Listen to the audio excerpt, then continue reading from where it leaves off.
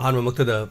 Nasiki Puning Warol Torom Meeting Tabiri Sing Puramapu James, Saguzamna Taram Luxury, Koknona Kurumzari, Nasiki, season Azariba number 9077222001, Screen the Lasery, Loina, video call get the 7005707808, Hariba number C, video calling get the Mota Lasery, Marina Nasi Santukari Toromasi 90.0. Manipur no na sapong libasumba radio channel sida khonje loina thoromsi sanduk chari loina na ice com the 1 to 9 home channel da loina na 1070 local channel da SK TV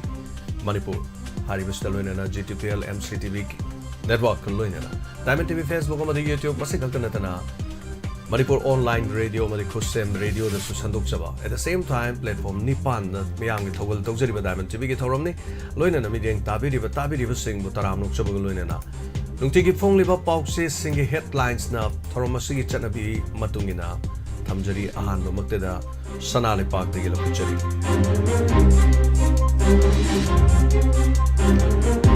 Separate administration pinana ba khoye piki haiba che du puthopiro Lengak sabha heitraga BJP na leipak kai na buwangang le haiduna Sri Okrami bobina phongdorkle Matam ama hekta da CM jiri da chatna na ba thorang tauri truck sanirom hena lambi da pandunu leire haiba warol siaw allowance pin na Manipur pumba hill area ni haina law thokre loina na PM na opposition ki wata drabasu Mohan Bhagavat ki wa phawdi taba phai haina Kapil Sibal na phongdorokle Manipur miyam na pamlaga di pham thadokani haina Minister Ranjan na phongdorokle Koki Lalholo Kudimak terrorist organization oina law thokadabani haiba miyam phongdor Tarak Yalagaleva electric pole, Shindok Pidra have a photo of Kona Sanale Paki Pau Segi, Hanman Lamai Kamun Masidia. Zenemski Doctor Magiyum, the bomb Pokai with the car may chakre. Loinana, Kokila over the Topogi Mahota AR may take Kulakta, Bab, Oyar card and may tasting Sangdan and Ponakri. Amarom the Kairao, a singing the Leva Funal Maring Kulgi Mapao. Tak Nava Apava is sing Panganava Torang back at the Pada. Kunja sing and I hodi have a photo Konana Mapau Fongli. Parliament Kanaba, Mifam Jungi Kun, Maridagina, July 30th Pawada, Swedena, Pumlagani, Haiba, Mapaumasia. Low Panmangam Danalo from sing the alternative arrangement, Tona Balanga, Taxin and Abawari, Low Creha WAROL. Zeribam Satuna Awaba Taraba Miang, and Mamating Panga Honagani, and Hawaii Miriel, Fondo Kibawam, Magistral Central Tim, the Yangsin Krehaiba, Amazona. Creator University, how do they hybrid chamber Mapau, Luinana? Nungtigi Pungba Pauche, Panamgi headlines the Su, CMG convoy the attack or put the Kokom in a condemned okay. Luinana, Cookie, Kolai Pibasing terrorist, the Hina Lao Toka behind a Kokom in a Pungo. Tokaibe administration pig in Hina Yanase Piram Lehari Budugi Kudam Sangdam Utu Haidana Pundorokli. Luinana. Lengak pa hitrabadi, lengak pa iba thadok piu mayra pa ibiluk. Fondro puwaro, loinana. NH 37 the total shutdown tobo legde Rongmai Naga Student Organization singdorokli. Barobetra gi Kunja Singh the Kudong Tiba Toklo de lengak na daita logo da bani haina Kunja Singh the phondorokli. Amarom the Kautruk the Kulai pa iba Cookie Singh the Landara Kre haiba mapau yauri. Maipakpi News is public school matam pumbugi oina athing ba thamle haina M's na phondorokli. Zeribamgi irang mapung pana laksin na nabalengak no honari Minister Sapam Ranjan na phongdokiba wafam Kanglay Pakki Mairagi headlines sa Zeribam da tongan mamal po bagari changarom panduna Mapamadu da lady driver sing tupam sapam khangdara madi sing phangdabagi awaba kaya mayo ngari haina photoga pona na phongli Daiktalaiba Chief Minister document amadi basis yaw do buwangang laga Congress Party bumiyam da lan uhana ba kay dongnung ko na ganu mai pakloi okrami bobi Loinana, embus torok pada thibo humagi thabak chathabada kapthok raba nomai tokning kaya marum phangkre. Kamong maning labuk ta koki militant singni chingna basingna nomai round mangarong kapsilakre hari. Sendam chirangda bom amadi nomai kapsilakre haiba waro yaw. Ono phomgi headlines ta sujirigi fibam Assam police yaw na khanakre santi hanjalangna ba thabak paikhat pa hokre haiba waro na chingma yawri. Manipur ki Chief Minister na DGP amadi Security Advisor kari gi lauthok tribano haina bimol akoi jam na wafam si hanglakli loina na miyam gi punsi amadi lanthung ngak ngamdraba pura fail oiraba government ni haina Congress na maral siri loina na Ziribam gi awaba tarba sing da mateng pangnaba sem sare haba thawai mirel gi warol loinana tangdu leita hanan ba ngamgada ba government sinabiro haba lupna phongdorok pasiya sikhakta natana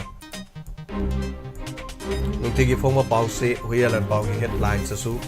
ahan boina Narendra Modi Council of Minister da Muslim Minister mata yaudri loinana Congress na India Manipur kanana ba thabak torungani haibasi BJP na mangda phawba mangbirugunu loinana Chief Minister gumbana yumpham yawda bo wangangani haibasi ngak na thoi agreement puthopirani bobina phungdori Manipur kaina na ba thabak torungani haibasi BJP na mang phawba mangbirugunu Kulde pham thado piro se minister na lenga pangam darbadi angamada sinabiro sobam sobita na phongdorok ba waro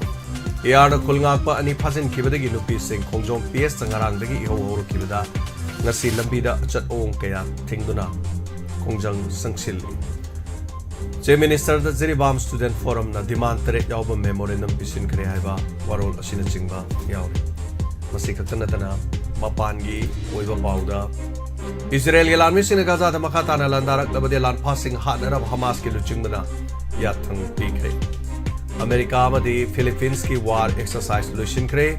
Iran sagot pa Hezbollah ge surprise attack tawduna Pakistan landaduna ki akhang pikre akan mamong the air strikes at the militant mari rom hat kre hai Israel lanmi sing Gaza gi mafam amada lokshin duna control tawkre hai bawaro yawri amaronda Pakistan India ki thong da pe na phong do kre hai warol loinana SU 34 bomber kai kre crew member sikre hai masini nukti ki phong leba pau se sing de lok thok chaba maroi ba pau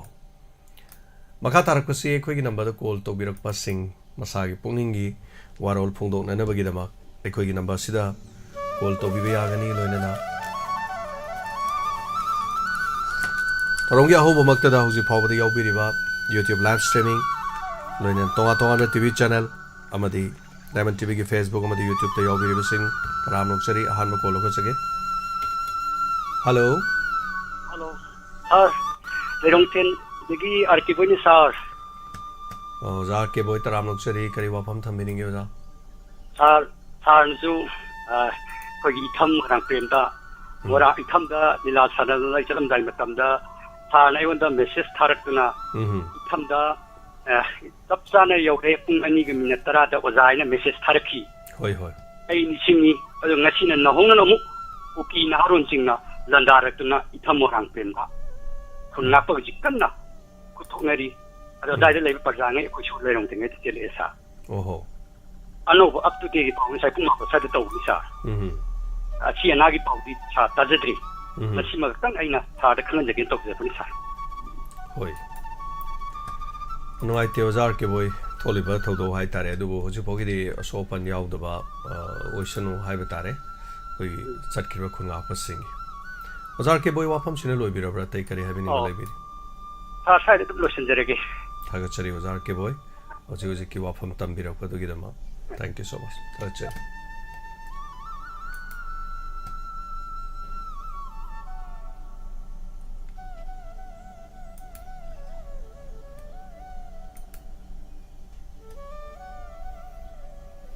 Call to view, toro masida saruga view.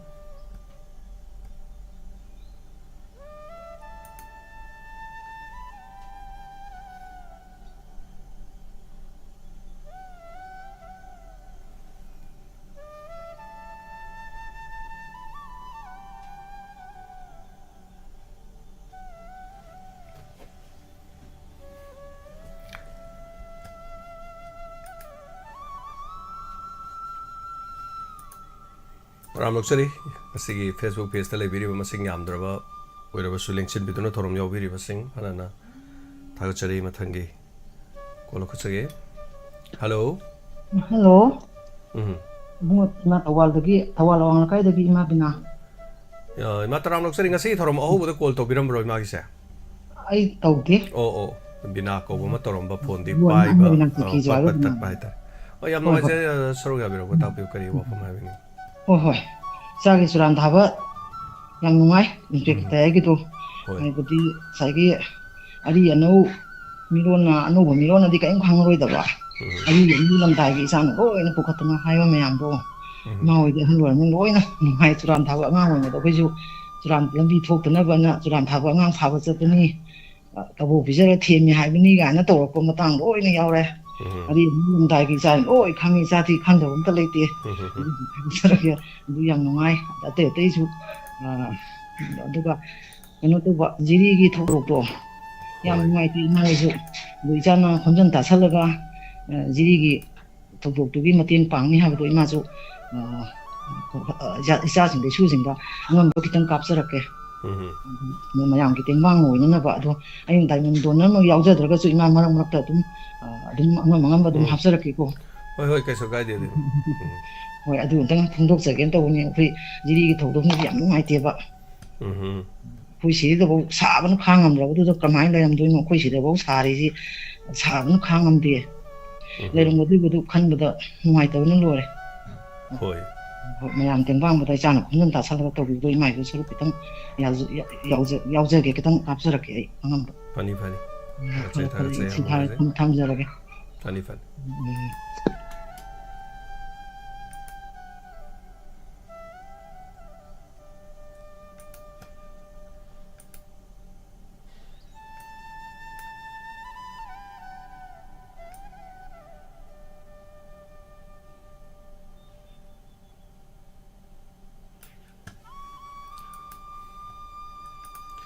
Sarugabio Fondopio Sige Torom Sige Makatara Pada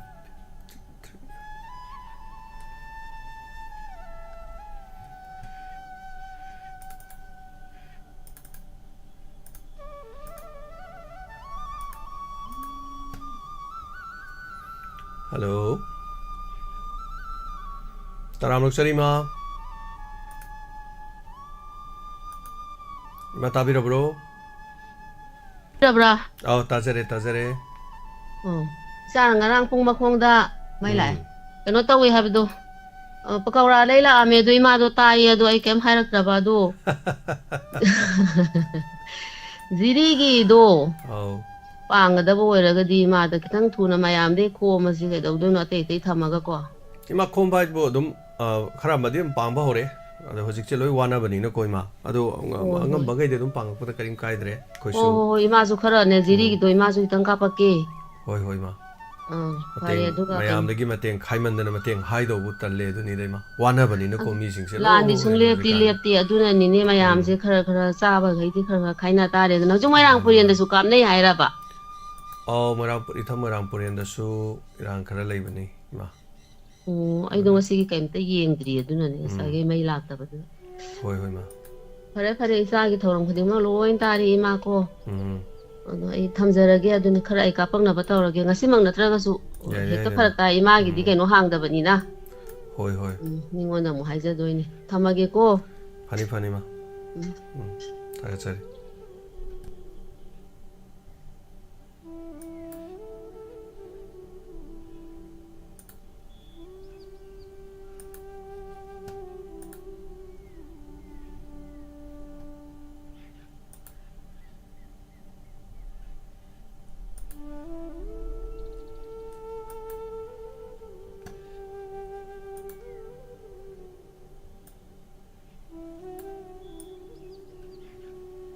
Matangi caller da kudong sa pisari Sarugabio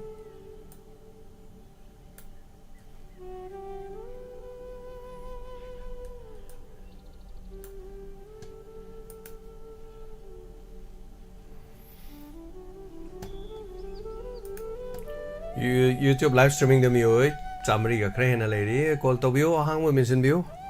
oren ngak loiram dai da di call na phanginge na phangde me ham complaint yam la ka doi ni chamri ga tara mari le biri call to bio Sarugabio phone to bio rangi di inspector te ai se lalak ta sana inspector te ai ha do oi khre sonda tiar gas si kap koi khongjom da tholiba thodo hai ba tare khongjom da thokpa thodok tu na tiar gas si non stop ta kap do tiar gas kaping ai se som da mo te ai jong sana ri ne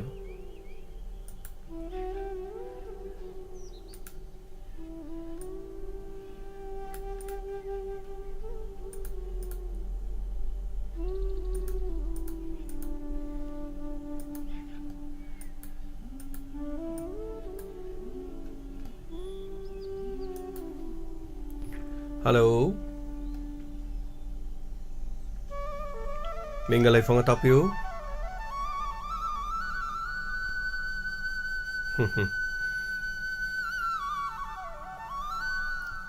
Dinesh call to biramba nongi call pai kha chabne do thamgre.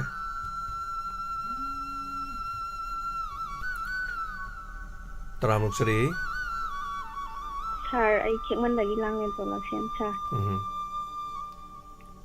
Tapi Sargi nga hawai sar na radio da asongi radio da leading ay da sar program ama tas kamdawi na mataw da game ama sar. Adu do marakta hapsan da yaro idra sar yam nungai je na haige taw ni da mate khatani da nukti gi taru ya po na te da mi noi khangna ka dong ni na ko mate khatani hai tare Sar narangi sticker tayay suran thaba ni subado yam nungai jay sar angang do ekta kaidana kalladi sar tayay na kalladi yam nungai jani na hajaray sar hoi yemina se wari do na li tho ya dam ni na hai tare ko hoi sir mayam YouTube live ta lay video mayam phone tawbiyu sar pukningi waronda mayam ju wahai ama matam pukninga layjaba phongtokpiyu na hajara ini sa chari lane taw jiglai riba mi mayam kol ahang baje thoram jibu phajana ba hangan ganu mayam ju phone tawbiyu na hajara ga sidang hajara thamjara sa ta chari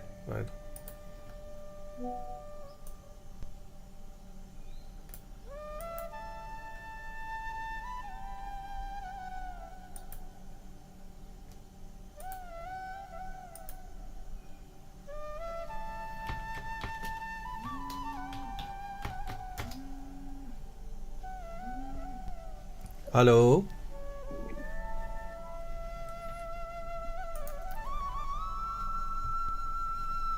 Call te tobire do kumbirak tre call se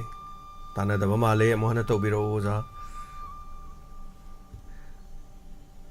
call de la call ani hom sore call tana de Hello. Hello, isi sintane ay hangi de men salakpan Pagi ngarang suran thaba ani suwe am phajai aina sum khambada nungdam bagi mama si mui kaka ga hana mari leinaramba gi sumong sumala ko wanda do angang do mana pharaga sum laman sing bagi mong che sanadri bani na wari du di makha sanaragum je isi na sum khanja ba wani da aina sum aina comment kai ping amaroi ba dai da hoi aina adu mati yam phajare adu mati yamna Juran thaba idu thaina gi ko angang kapama tamda juran thaba la kani kap kan kai na angang ko ki dana angang ga adu gi mat ngai re adu mating thaga chare anau ta handa adagi aina yam penja da ba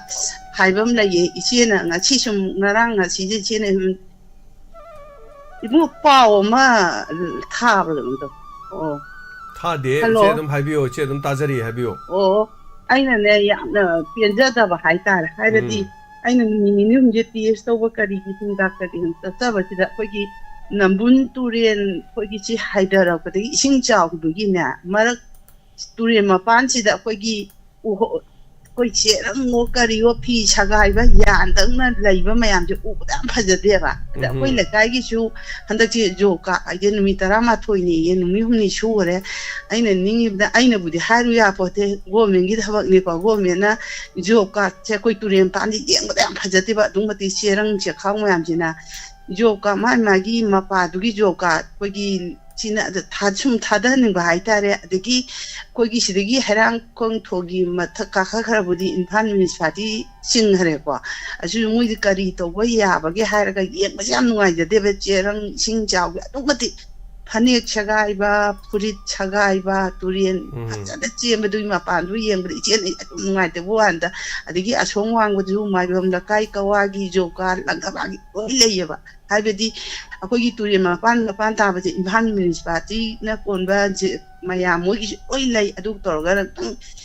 ꯃꯩ ꯊꯥꯗꯣꯛꯑꯒ ꯁꯦꯡꯗꯣꯛꯍꯟꯅꯤꯡꯕꯗꯣ ꯑꯩꯅ ꯁꯨꯝ ꯁꯔꯀꯥꯔꯁꯤꯅ ꯂꯧꯊꯔꯛꯑꯗꯤ ꯑꯩꯈꯣꯏ ꯂꯩꯀꯥꯏꯁꯤꯅ job card ꯇꯧꯔꯤꯑꯕ ꯅꯨꯃꯤꯠ 12ꯅꯤ 6ꯅꯤ ꯆꯨꯔ ꯂꯦꯞꯄꯦ ꯑꯗꯣ ꯀꯩꯗꯧꯔꯛꯇꯣꯏꯅꯣ ꯈꯪꯗꯦ job ꯀꯥꯔꯗꯁꯦ ꯑꯩꯈꯣꯏ ꯂꯩꯔꯛ ꯁꯦꯡꯗꯣꯏ ꯁꯛꯄꯨꯗꯤ ꯋꯥꯏ ꯁꯤꯠꯇꯣꯏ ꯁꯛꯄꯨꯗꯤ ꯇꯨꯔꯦꯟ ꯄꯥꯟꯁꯤꯡꯒꯤ ꯑꯗꯥꯏꯗ ꯑꯣꯏꯅ ꯊꯥꯗꯍꯟꯅꯤꯡꯉꯦꯕ ꯏꯆꯦꯅ ꯁꯨꯝ ꯋꯥꯈꯟꯗ ꯁꯨꯝ ꯈꯪꯖꯕ ꯋꯥꯟꯗ ꯑꯗꯣ ꯃꯁꯤꯗ ꯑꯝꯇ ꯐꯣꯡꯗꯣꯛꯆꯒꯦ ꯇꯧꯕꯅꯤꯗ ꯌꯦꯡꯕꯗ ꯌꯥꯝ ꯐꯖꯗꯕꯗꯣ ꯏꯁꯤꯡꯗꯨꯅ ꯃꯌꯥꯏꯗ ꯆꯦꯜꯂꯒ ꯅꯥꯀꯜ ꯑꯅꯤꯗꯨꯗ ꯆꯦꯔꯪꯗꯨꯅ ꯌꯥꯜꯂ ꯎ ꯑꯀꯪꯕ ꯃꯌꯥꯝꯁꯤꯗ ꯂꯩꯕꯗꯣ ꯑꯩꯈꯣꯏꯒꯤ ꯐꯅꯦꯛ ꯁꯦꯒꯥꯏꯕ ꯐꯤ ꯁꯦꯒꯥꯏꯕ ꯌꯥꯟꯗꯧ ꯇꯧꯕꯗꯣ ꯑꯩꯅ ꯏꯆꯦꯅ ꯁꯨꯝ ꯎꯕꯗ ꯁꯨꯝ ꯅꯨꯡꯉꯥꯏꯖꯗꯅ ꯐꯣꯡꯗꯣꯛꯆꯕꯅꯦ ꯁꯤ ꯍꯥꯏꯔ ꯏꯆꯦ ꯇꯦꯟꯖꯟꯖꯔꯒꯦ ꯍꯥꯏꯒꯠꯆꯔꯤ ꯏꯆꯦ ꯍꯣꯔꯦꯟ ꯇꯥꯕꯤꯌꯨ ꯁ꯭ꯄꯦꯛꯇꯔ ꯇꯌꯥꯏ ꯋꯥꯔꯤꯗꯣ ꯑꯩꯈꯣꯏꯅ ꯁꯨꯝ ꯈꯟꯅ ꯊꯣꯛꯑꯗꯤ ꯍꯣꯔꯦꯟ ꯁꯥꯟꯅꯗꯁꯨ ꯌꯥꯔꯅꯦꯕ ꯋꯥꯔꯤ ꯑꯃ ꯁꯥꯟꯅꯔꯛꯄꯅꯤ ꯃꯌꯥꯝꯗꯣ ꯑꯩꯈꯣꯏꯅ ꯍꯤꯟꯁꯇꯨ ꯈꯔ ꯄꯤꯊꯣꯛꯄꯅꯤꯗ ꯇꯥꯕ ꯅꯨꯡꯉꯥꯏꯅꯕ ꯋꯥꯈꯜ ꯈꯜꯍꯜꯂꯤꯅꯤ ꯍꯥꯏꯇꯥꯔꯦ ꯁꯨꯡꯍꯥꯏ ꯍꯥꯏꯗꯣꯛꯇꯅ ꯊꯝꯃꯁꯨ ꯑꯗꯨꯝ ꯌꯥꯏꯑꯕ ꯑꯗꯨꯕꯨ ꯈꯔ ꯋꯥꯔꯤꯗꯨꯗꯤ ꯄꯣꯏꯟ ꯂꯥꯛꯇ ꯌꯥꯗꯕꯅꯤꯅ ꯍꯥꯏꯇꯥꯔꯦ ꯑꯗꯨꯝ ꯇꯥꯃꯤꯟꯅꯁꯦ ꯑꯗꯨꯝ ꯃꯊꯪ ꯆꯦꯅ ꯍꯥꯏꯕꯤꯔꯛꯄꯗꯣ ꯑꯗꯨꯅ ꯑꯗꯨꯅꯤꯅ ꯑꯩꯅ ꯍꯧꯖꯤꯛ ꯍꯥꯏꯔꯨꯔꯗꯤ ꯋꯥꯔꯤꯗꯣ ꯍꯣꯔꯦꯟ ꯁꯥꯟꯅ ꯌꯥꯔꯣꯏ ꯍꯥꯏꯒꯠꯆꯔꯤ ꯏꯆꯦ ꯌꯥꯝ ꯐꯖꯕ ꯋꯥꯐꯝꯅꯤ ꯇꯨꯔꯦꯟꯒꯤ ꯃꯇꯥꯡꯗ ꯍꯥꯏꯕꯤꯕꯗꯣ ꯏꯆꯦ ꯅꯝꯕꯨꯜ ꯇꯨꯔꯦꯟꯒꯤꯗꯃꯛꯇꯗꯤ ꯑꯆꯧꯕ ꯄꯦꯀꯦꯖ ꯑꯃ ꯊꯥꯗꯔꯒ ꯅꯝꯕꯨꯜ ꯇꯨꯔꯦꯟꯒꯤꯁꯦ ꯃꯣꯡꯁꯥꯡꯒꯩ ꯐꯥꯎꯕ ꯀꯨꯞꯁꯟꯅ ꯐꯖꯅ ꯊꯝꯅꯕꯒꯤ ꯐꯥꯎꯕ ꯂꯩꯕꯅꯦ ꯁꯦ ꯑꯗꯨꯒ ꯆꯨꯝꯃꯦ ꯑꯗꯨꯒ ꯖꯣꯕ ꯀꯥꯔꯗꯀꯨꯝꯕꯒꯤ ꯂꯥꯛꯏꯁꯤꯁꯨ ꯑꯩꯈꯣꯏꯒꯤ ꯀꯔꯤꯒꯨꯝꯕ ꯑꯃ ꯁꯦꯡꯒꯦ ꯅꯠꯇ꯭ꯔꯒ ꯀꯔꯤꯒꯨꯝꯕ ꯑꯃ ꯁꯤꯠꯀꯦ ꯍꯥꯏꯔꯒꯗꯤ ꯃꯣꯏ ꯂꯥꯏꯟ ꯗꯤꯄꯥꯔꯠꯃꯦꯟ ꯑꯗꯨꯒ ꯇꯣꯉꯥꯟꯕ MLAꯒꯤ ꯑꯣꯏꯔꯣ ꯖꯤꯂꯥ ꯄꯔꯤꯁꯠꯀꯤ ꯑꯣꯏꯔꯣ ꯀꯥꯎꯟꯁꯤꯂꯔꯒꯤ ꯑꯣꯏꯔꯣ ꯃꯣꯏ ꯄ꯭ꯔꯣꯖꯦꯛ ꯋꯥꯛꯇ ꯍꯥꯞꯀꯗꯧꯅꯦꯕ ꯏꯆꯦ ꯑꯗꯣ ꯍꯥꯞꯄ ꯀꯥꯟꯗ ꯁꯝꯅ ꯍꯥꯏꯕꯗ ꯏꯆꯦ ꯍꯣꯏꯒꯤꯗ ꯂꯩꯕꯗ ꯃꯣꯡꯁꯥꯡꯒꯩꯒꯤ ꯑꯗꯨꯒꯤ ꯈꯣꯡꯗꯣ ꯁꯦꯡꯉꯁꯦ ꯍꯥꯟꯅ ꯄ꯭ꯔꯣꯖꯦꯛꯇ ꯍꯥꯞꯀꯗꯧꯅꯦꯕ ꯍꯥꯞꯇꯅ ꯑꯩꯈꯣꯏ ꯂꯥꯛꯑꯣ ꯍꯟꯗꯛꯇꯤ ꯁꯤꯗ ꯁꯨꯔꯁꯤ ꯀꯥꯏꯅ ꯌꯥꯗꯦꯕ ꯀꯌꯥꯝ ꯄꯥꯛ ꯆꯥꯎꯕ ꯃꯁꯤꯡ ꯀꯌꯥꯝ ꯁꯥꯡꯕ ꯅꯨꯃꯤꯠ ꯀꯌꯥꯅꯤ ꯁꯨꯕ ꯂꯨꯄꯥ ꯀꯌꯥ ꯆꯪꯕ ꯃꯤꯅ ꯅꯨꯃꯤꯠ ꯀꯌꯥꯅꯤ ꯁꯨꯕ ꯀꯥꯏꯅ ꯇꯧꯔꯒꯀꯣ ꯆꯨꯝꯃꯦ ꯏꯆꯦ ꯅꯝꯕꯨꯜ ꯇꯨꯔꯦꯟꯗꯤ ꯃꯍꯧꯁꯥꯗꯒꯤꯅꯤ ꯑꯗꯨꯒ ꯑꯩꯈꯣꯏꯒꯤ ꯅꯝꯕꯨꯜ ꯇꯨꯔꯦꯟꯒꯤ ꯐꯖꯕꯁꯤꯗꯤ ꯀꯔꯤ ꯍꯥꯏꯔꯨꯅꯤ ꯌꯥꯝꯅ ꯐꯖꯍꯟ ꯇꯥꯔꯗꯤꯀꯣ ꯅꯝꯕꯨꯜ ꯇꯨꯔꯦꯟꯒꯤ ꯃꯄꯥꯟꯒꯩꯁꯦ ꯐꯖꯅ ꯁꯦꯝꯕꯤꯔꯒ ꯑꯗꯨꯑꯣꯏꯔꯗꯤ ꯃꯣꯇꯣꯔ ꯕꯣꯠꯀ ꯇꯧꯗꯅ ꯏꯝꯐꯥꯜ ꯃꯅꯨꯡꯗꯁꯨꯅꯦ ꯏꯆꯦ ꯑꯗꯥꯏꯐꯥꯎꯒꯤꯅꯦ ꯃꯣꯡꯁꯥꯡꯒꯤ ꯄꯔꯦꯡꯗꯕꯨ ꯑꯗꯨꯝ ꯃꯣꯇꯣꯔ ꯕꯣꯠꯇꯒ ꯆꯠ ꯌꯥꯗꯣꯏꯅꯦꯕ ꯊꯑꯣꯏꯅ ꯃꯣꯇꯣꯔ ꯕꯣꯠ ꯇꯣꯡꯉ ꯆꯠꯅꯔꯛꯀꯗꯣꯏꯅꯤ ꯃꯔꯛ ꯑꯃ ꯅꯝꯕꯨꯜ ꯇꯨꯔꯦꯟ ꯇꯦꯡꯈꯤꯕ ꯀꯥꯟꯗ ꯅꯣꯡꯃ ꯆꯠꯄ ꯌꯥꯎꯈ꯭ꯔꯕꯅꯦ ꯑꯩꯈꯣꯏꯒꯤ ꯃꯣꯇꯣꯔ ꯕꯣꯠꯀꯤ ꯋꯥ ꯅꯠꯇꯕ ꯑꯗꯨꯒꯤ ꯏꯔꯤꯜꯗꯨ ꯁꯦꯡꯇꯣꯛꯈ꯭ꯔꯀꯥꯟꯗ ꯑꯗ ꯐꯖꯕ ꯃꯐꯝ ꯑꯃ ꯑꯣꯏꯍꯟꯕꯒ ꯁꯤ ꯌꯥꯖꯥꯠꯅꯤ ꯑꯗꯨꯕꯨ ꯁꯦ ꯂꯝꯗꯤ ꯐꯖꯅ ꯁꯦꯝꯕ ꯌꯥꯏ ꯐꯖꯅ ꯁꯦꯝꯗꯣꯛꯑꯒ ꯁꯥꯗꯣꯛꯄꯗꯤ ꯌꯥꯏ ꯌꯥꯝ ꯂꯨꯔꯤꯗꯤꯅꯦ ꯂꯝ ꯁꯦꯡꯗ꯭ꯔꯤꯉꯩꯗꯅꯦ ꯑꯩꯈꯣꯏꯒꯤ ꯃꯤꯁꯤꯡꯁꯤꯒꯤ ꯀꯣꯛ ꯍꯥꯟꯅ ꯁꯦꯡꯗꯕ ꯁꯨꯡꯌꯥ ꯌꯥꯍꯩꯔꯣꯏꯕ ꯑꯩꯈꯣꯏ ꯃꯤꯁꯤꯡꯁꯤꯒꯤ ꯀꯣꯛꯁꯦ ꯑꯩꯁꯨ ꯉꯥꯏꯀꯣ ꯃꯤꯁꯨ ꯉꯥꯏꯀꯣ ꯑꯗꯣ ꯒꯥꯔꯤꯗ ꯊꯧꯔꯒ ꯑꯗꯨꯝ ꯑꯆꯥꯄꯣꯠ ꯑꯃ ꯆꯥꯔꯁꯨ ꯒꯥꯔꯤꯒꯤ ꯃꯈꯨꯝ ꯖꯔ ꯍꯥꯡꯗꯔꯒ ꯑꯩꯈꯣꯏ ꯍꯨꯟꯗꯣꯛꯏꯕ ꯍꯩ ꯃꯍꯤ ꯑꯗꯨꯝ ꯊꯛꯑꯁꯨ ꯕꯣꯇꯜꯗꯨ ꯁꯨꯃꯥꯏꯅ ꯑꯗꯨꯝ ꯂꯪꯁꯦꯛꯑꯒ ꯑꯗꯨꯝ ꯆꯠꯂꯤꯕ ꯁꯤꯒꯤ ꯄꯣꯠꯁꯤ ꯂꯩꯔꯤꯉꯩꯅꯦ ꯐꯅꯌꯥꯝ ꯐꯖꯕ ꯁ꯭ꯋꯤꯖꯔꯂꯦꯟꯗꯧ ꯁꯦꯝꯕꯁꯨ ꯑꯩꯈꯣꯏ ꯁꯤꯗꯩꯗꯤ ꯌꯥꯍꯩꯔꯣꯏꯕ ꯑꯩꯈꯣꯏ ꯁꯤꯗꯩꯗ ꯂꯝ ꯁꯦꯡꯗ꯭ꯔꯤꯉꯩꯗꯅꯦ ꯑꯩꯈꯣꯏ ꯀꯣꯛ ꯍꯥꯟꯅ ꯁꯦꯡꯗꯕ ꯌꯥꯔꯣꯏꯕ ꯑꯗꯨꯅꯅꯦ ꯀꯣꯛ ꯍꯥꯟꯅ ꯁꯦꯡꯕ ꯃꯊꯧ ꯇꯥꯏ ꯍꯥꯏꯇꯥꯔꯦ ꯑꯗꯣ ꯄꯤꯛꯂꯕ ꯑꯉꯥꯡꯁꯤꯡꯅ ꯉꯁꯤ ꯏꯃꯨꯡ ꯃꯅꯨꯡꯗ ꯁꯤꯖꯤꯟꯅꯕ ꯄꯣꯠ ꯆꯩ ꯐꯥꯎꯕꯗ ꯑꯉꯥꯡ ꯃꯆꯥ ꯑꯃ ꯏꯃꯨꯡꯗ ꯇꯝꯕꯤꯔꯗꯤꯀꯣ ꯋꯦꯌꯔ ꯏꯁ ꯗ ꯗꯁꯕꯤꯟ ꯑꯗꯨꯝ ꯑꯉꯥꯡ ꯃꯆꯥ ꯐꯥꯎꯕ ꯑꯗꯨꯝ ꯑꯩꯈꯣꯏ ꯊꯤꯔꯦꯕ ꯍꯧꯖꯤꯛꯇꯤ ꯀꯔꯥꯏ ꯆꯠꯈ꯭ꯔꯒꯦ ꯗꯁꯕꯤꯟ ꯀꯔꯥꯏ ꯂꯩꯈ꯭ꯔꯒꯦ ꯀꯥꯏꯅ ꯁꯣ ꯗꯁꯕꯤꯟ ꯁꯤꯖꯤꯟꯅꯕꯒꯤ ꯇꯔꯨ ꯇꯅꯥꯟꯕ ꯍꯥꯏꯖꯤꯅꯤꯛ ꯑꯣꯏꯕꯗꯨꯅꯦꯕ ꯑꯩꯈꯣꯏ ꯁꯦꯜ ꯌꯥꯝꯅ ꯄꯥꯏꯕꯗꯨ ꯉꯥꯛꯇ ꯅꯠꯇꯦꯕ ꯌꯥꯝ ꯁꯦꯡꯅ ꯍꯥꯏꯔꯒꯗꯤ ꯑꯗꯨꯅ ꯑꯩꯈꯣꯏꯁꯦ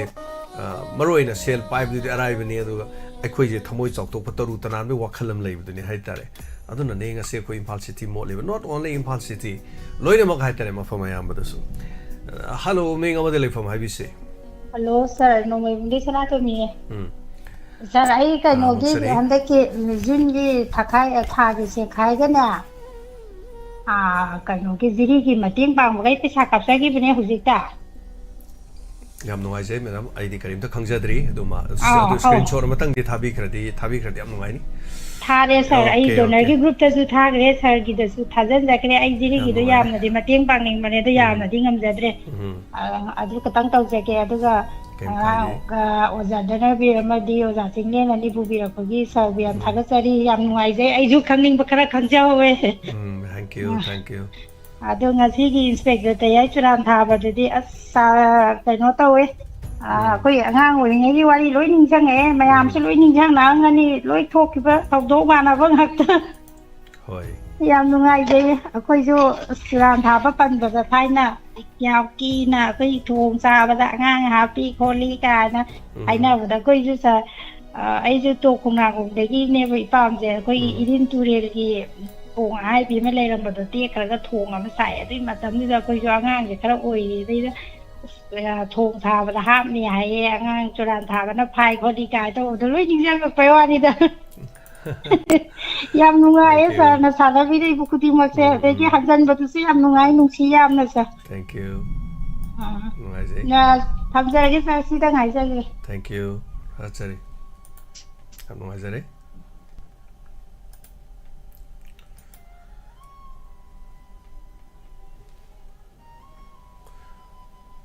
ꯅꯣꯡꯁꯨ ꯌꯥꯝꯅ ꯈꯣꯡꯉꯤ ꯍꯧꯖꯤꯛꯀꯥꯟꯁꯦ ꯑꯗꯨꯒ ꯅꯨꯡꯁꯥꯁꯨ ꯑꯗꯨꯝ ꯀꯟꯅ ꯁꯥꯏ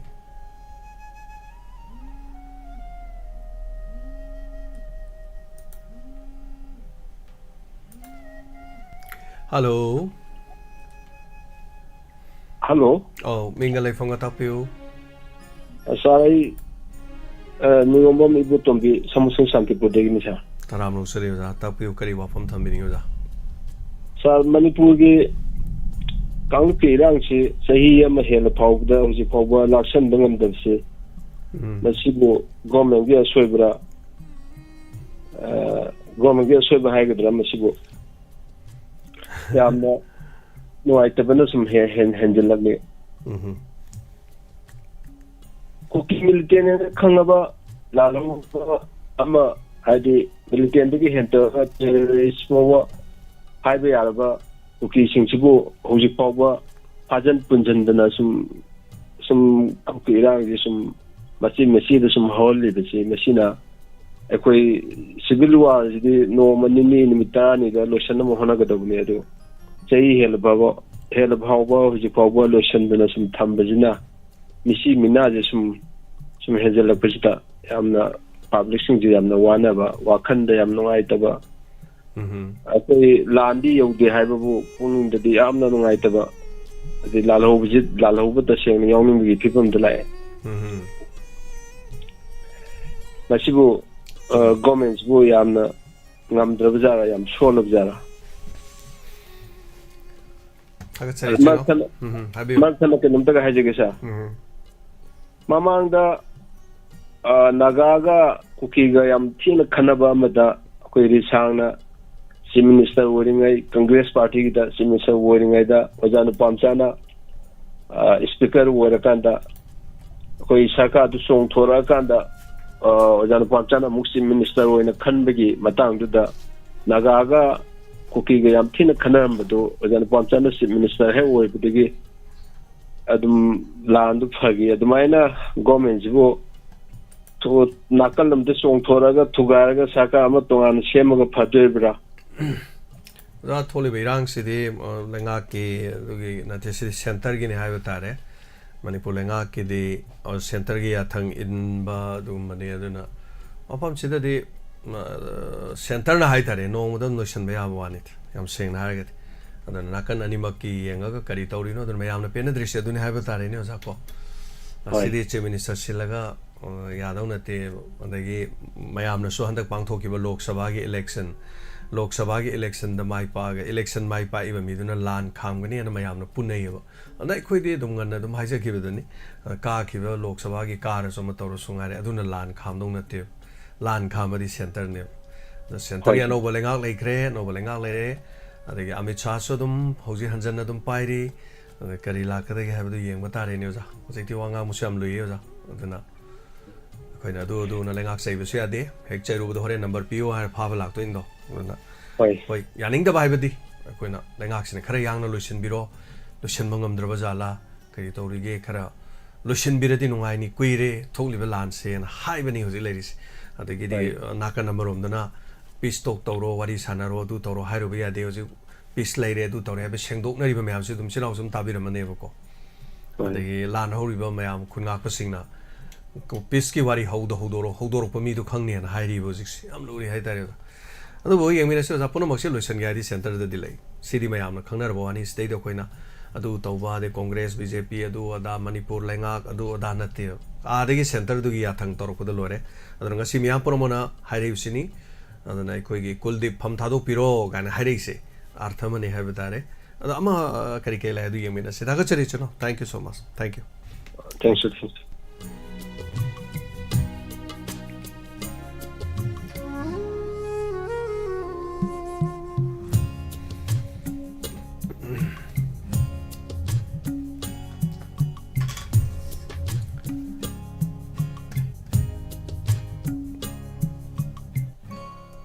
Sarugabio,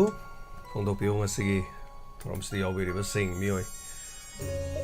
Satro Kanifum upon live television sing.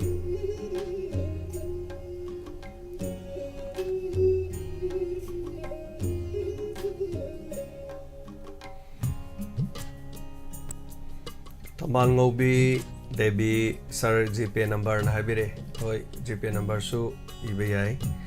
the screen the makhada cheli ba text ma cheli se gar cheli sida number do hapti hapani GP na ma hapani ba 9862030608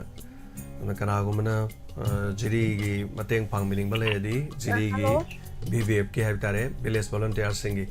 mateng pang mining bale di mateng pang BBF agani mingle from madum habir hello hello Tram lok sari madam hello ai sandong sada stegi Susilani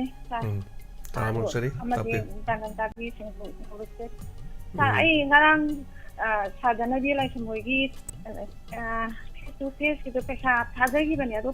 loina yaujare yam nungai be sa adi program da ta ai hana sadana bi lai sing di speech yam tajai ko hana duga sagi sumu taja ba sa na ko na ta khang la pa ta yam nungai hoi thama da dum marang ta dum pujarakani tonga mi sujing da nungai be ado ai like de dem bo ta Saturday ba kai no da ai tumma ya da laina la ye ko na no ga la ge ta eso kat asang mama tamna dun ta be ba hai de ni nga ni program da ta ya ngai de na tham gia again thank you ta chari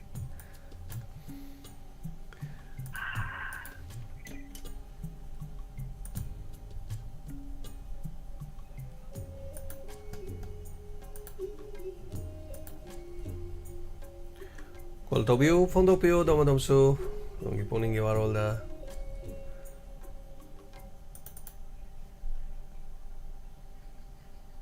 $73.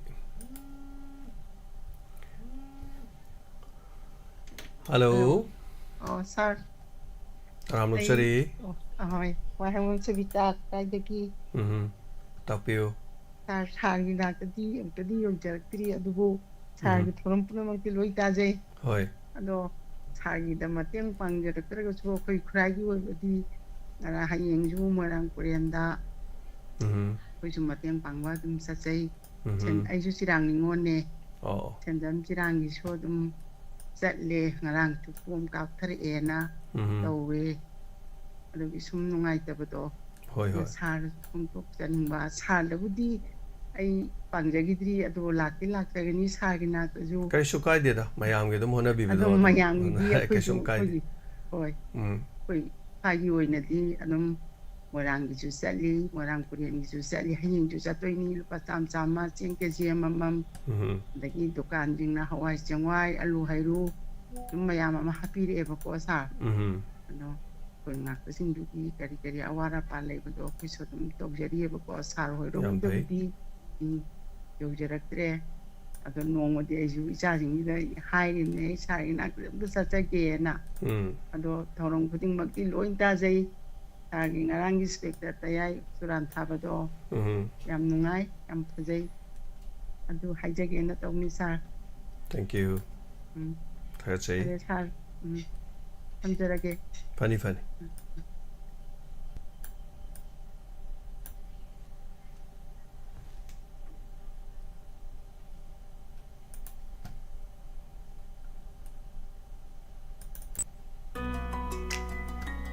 Choro gaya view, phone to view.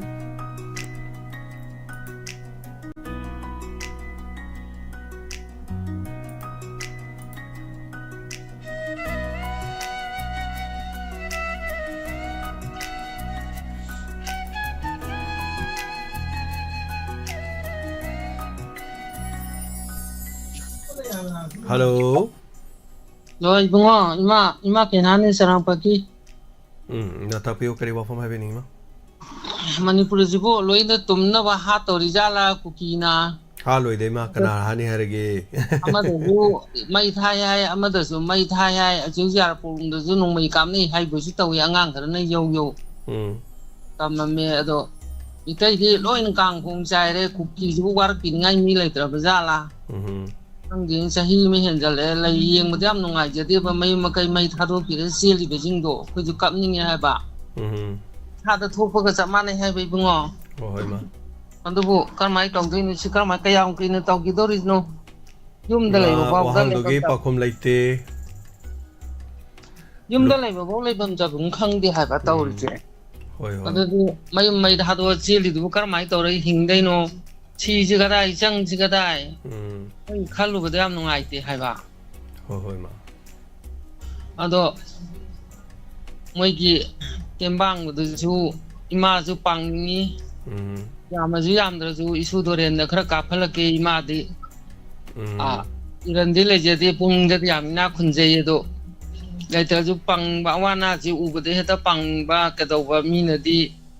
paisa pai ju pai dana ga hairam ba ju yai ko kana ke do bai haidu na de imana di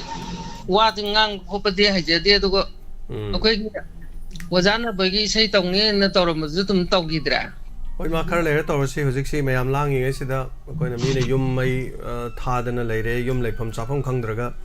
ani sei taw leibedo nungai taba matam kitang leira kan de khoi tawjarakani ma duga thagai sena karima paisa haiba tare tangai phadana se lakta tardi sei ma torokan do de lakho sen khara do mo hapchalaga kari kari tawba yage haibedo soidana mo geng jarake ma wajana boy do akhoi angang oi da wang changmai de leminare ba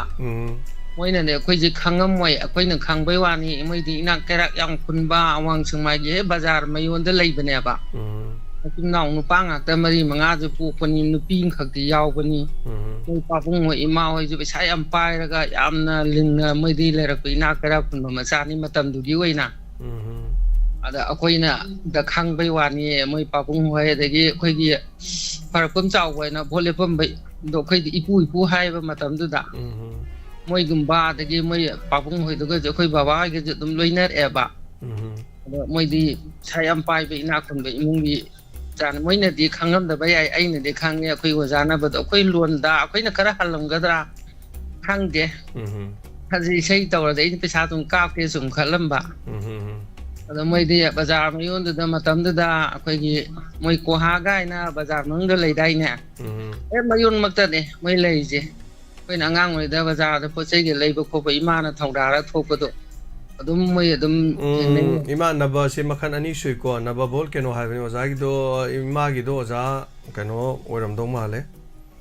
naba bon ai ha gi na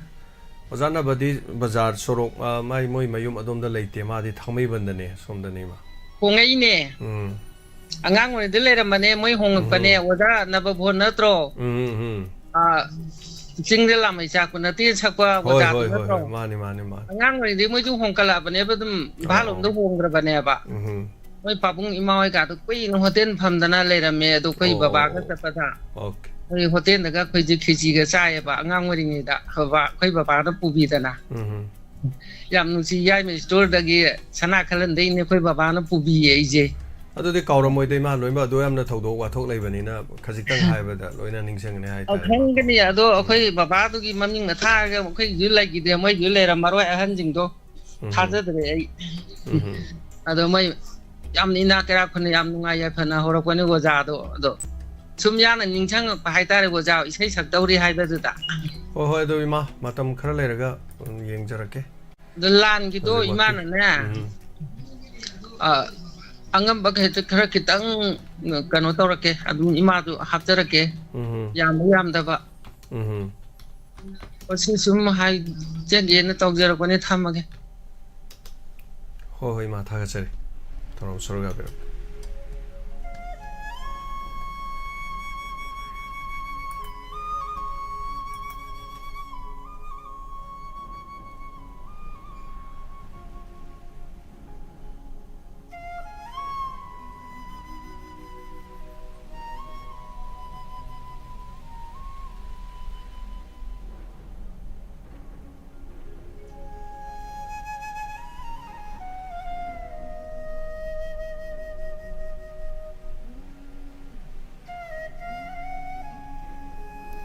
Hello.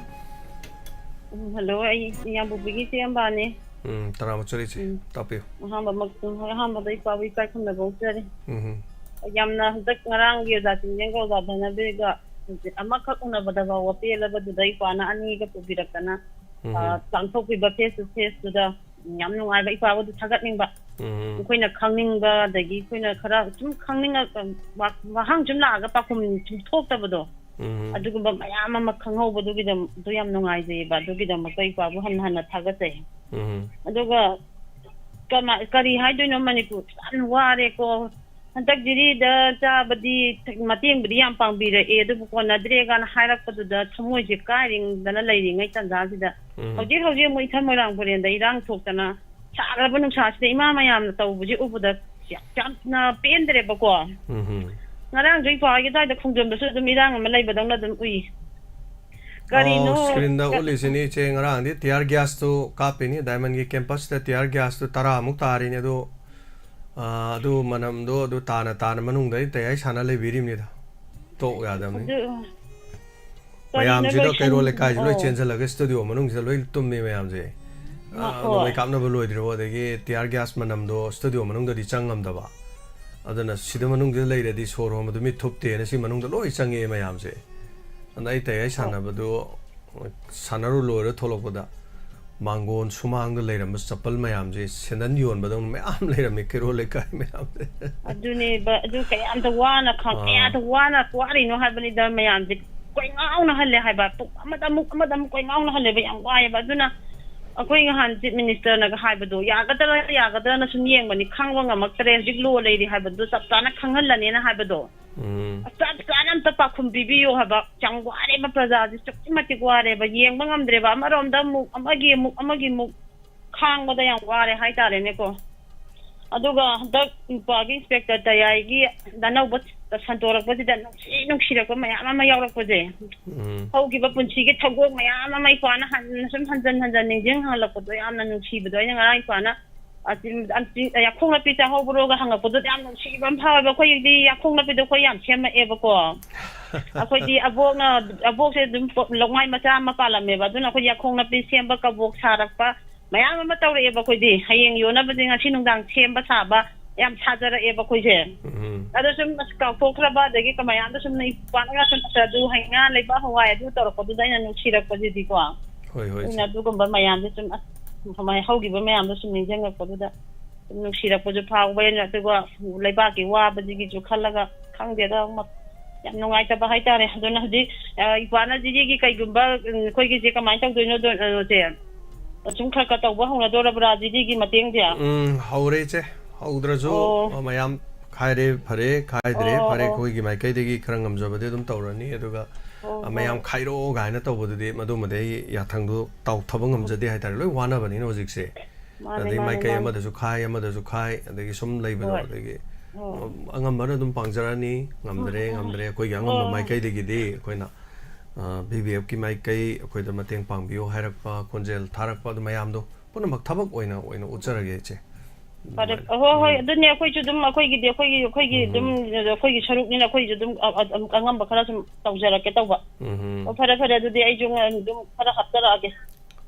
ꯍꯥꯞꯄꯝꯗꯥꯏꯗ ꯑꯗꯨꯝ ꯑꯩ ꯀꯩꯅꯣ ꯍꯥꯏꯔꯛꯑꯒꯦ ꯑꯗꯨꯝ ꯍꯥꯏꯔꯛꯑꯒꯦꯀꯣ ꯉꯁꯤ ꯍꯌꯦꯡ ꯅꯠꯇ꯭ꯔꯁꯨꯀꯣ ꯂꯨꯄꯥ 5-10 ꯀꯥꯞꯄꯛꯑꯁꯨ ꯀꯥꯞꯄꯩꯗꯣ ꯃꯤꯡ ꯂꯩꯐꯝ ꯐꯖꯅ ꯏꯕꯤꯔꯒ ꯁꯤꯖꯤꯟꯅꯕ ꯑꯃ ꯍꯥꯏꯇꯥꯔꯦ ꯑꯩꯈꯣꯏꯁꯦ ꯊꯧꯗꯣꯛꯁꯦ ꯑꯃꯨꯛ ꯌꯥꯝꯕ ꯀꯔꯤꯅꯣ ꯍꯥꯏꯀꯥꯟꯗ ꯑꯩꯈꯣꯏꯁꯦ ꯍꯧꯖꯤꯛꯁꯦ ꯊꯕꯛꯁꯦ ꯇꯧꯐꯝ ꯈꯪꯗꯕ ꯍꯥꯏꯇꯥꯔꯦ ꯀꯔꯤꯅꯣ ꯍꯥꯏꯀꯥꯟꯗ ꯑꯍꯥꯟꯕꯗ ꯇꯥꯡ 23ꯁꯤꯗ ꯑꯩꯈꯣꯏ ꯃꯄꯣꯛ ꯅꯨꯃꯤꯠ ꯂꯩꯕ ꯃꯄꯣꯛ ꯅꯨꯃꯤꯠꯁꯤꯒꯤꯁꯨ ꯈꯔ ꯑꯗꯨꯝ ꯁꯦꯟ ꯈꯥꯅꯩꯗꯣ ꯑꯗꯨꯒꯤꯁꯨ ꯑꯃꯨꯛ ꯈꯥꯏꯅꯩ ꯑꯗꯒꯤ ꯑꯃꯒꯤꯁꯨ ꯑꯃꯨꯛ ꯈꯥꯏ ꯇꯧꯕꯁꯦ ꯁꯨꯃꯥꯏꯅ ꯇꯧꯕꯁꯦ ꯃꯄꯨꯡ ꯐꯥꯒꯟꯗꯦꯕ ꯑꯗꯨꯅ ꯑꯩꯈꯣꯏ ꯈꯔ ꯌꯦꯡꯉꯒ ꯁꯨꯝ ꯂꯩꯕꯅꯦ ꯑꯩꯈꯣꯏꯒꯤ ꯐꯪꯁꯟꯁꯤꯃ ꯂꯣꯏꯔꯒ ꯑꯣꯔ ꯀꯔꯤ ꯇꯧꯕ ꯌꯥꯒꯦ ꯑꯗꯣ ꯀꯔꯤ ꯃꯥꯡꯖꯧꯅꯕ ꯑꯣꯏꯔꯁꯨ ꯍꯥꯏꯇꯥꯔꯦ ꯑꯗ ꯐꯪꯁꯟ ꯑꯃ ꯍꯥꯏꯁꯤꯁꯨ ꯑꯗꯨꯝ ꯆꯪꯉꯤꯗꯣ ꯊꯕꯛ ꯊꯧꯔꯝ ꯇꯧꯔꯛꯄꯗ ꯑꯦꯅꯤꯋꯦ ꯊꯥꯒꯠꯆꯔꯤꯁꯦ ꯉꯝꯅꯕ ꯑꯗꯨꯝ ꯍꯣꯠꯅꯖꯒꯦ ꯑꯗꯨꯝ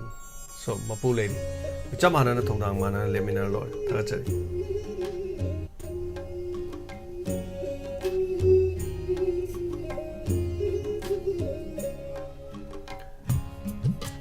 ꯃꯩ ꯁꯦꯠ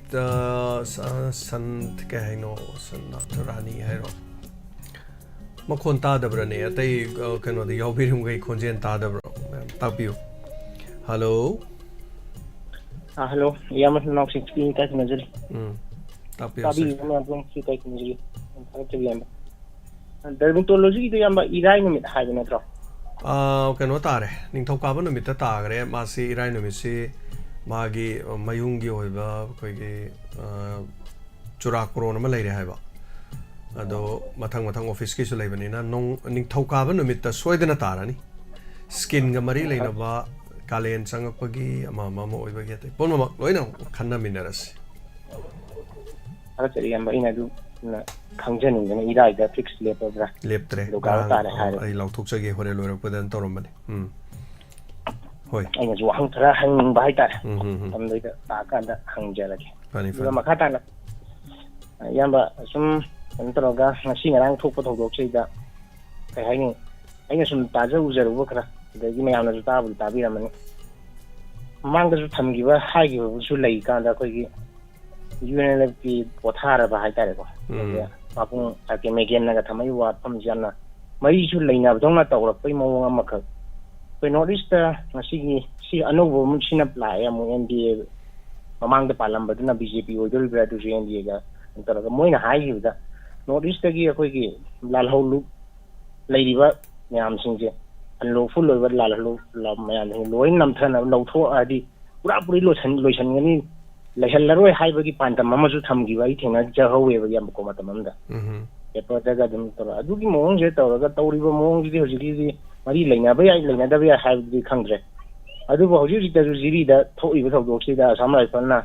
ꯃꯩꯇꯩꯒꯤ ꯌꯨꯝ 3 ꯌꯥꯎꯅ 10 ꯈꯥꯖꯤꯜꯂꯒ ꯕꯐꯔ ꯖꯣꯟ ꯊꯝꯕꯒꯤ ꯃꯇꯥꯡꯗ ꯍꯧꯖꯤꯛꯁꯦ ꯉꯥꯏꯍꯥꯛꯀꯤ ꯃꯃꯥꯡꯗ ꯏꯔꯥꯡ ꯊꯣꯛꯄꯒꯤ ꯊꯧꯗꯣꯛ ꯑꯃꯁꯨ ꯑꯃꯨꯛ ꯂꯩꯔꯤꯕ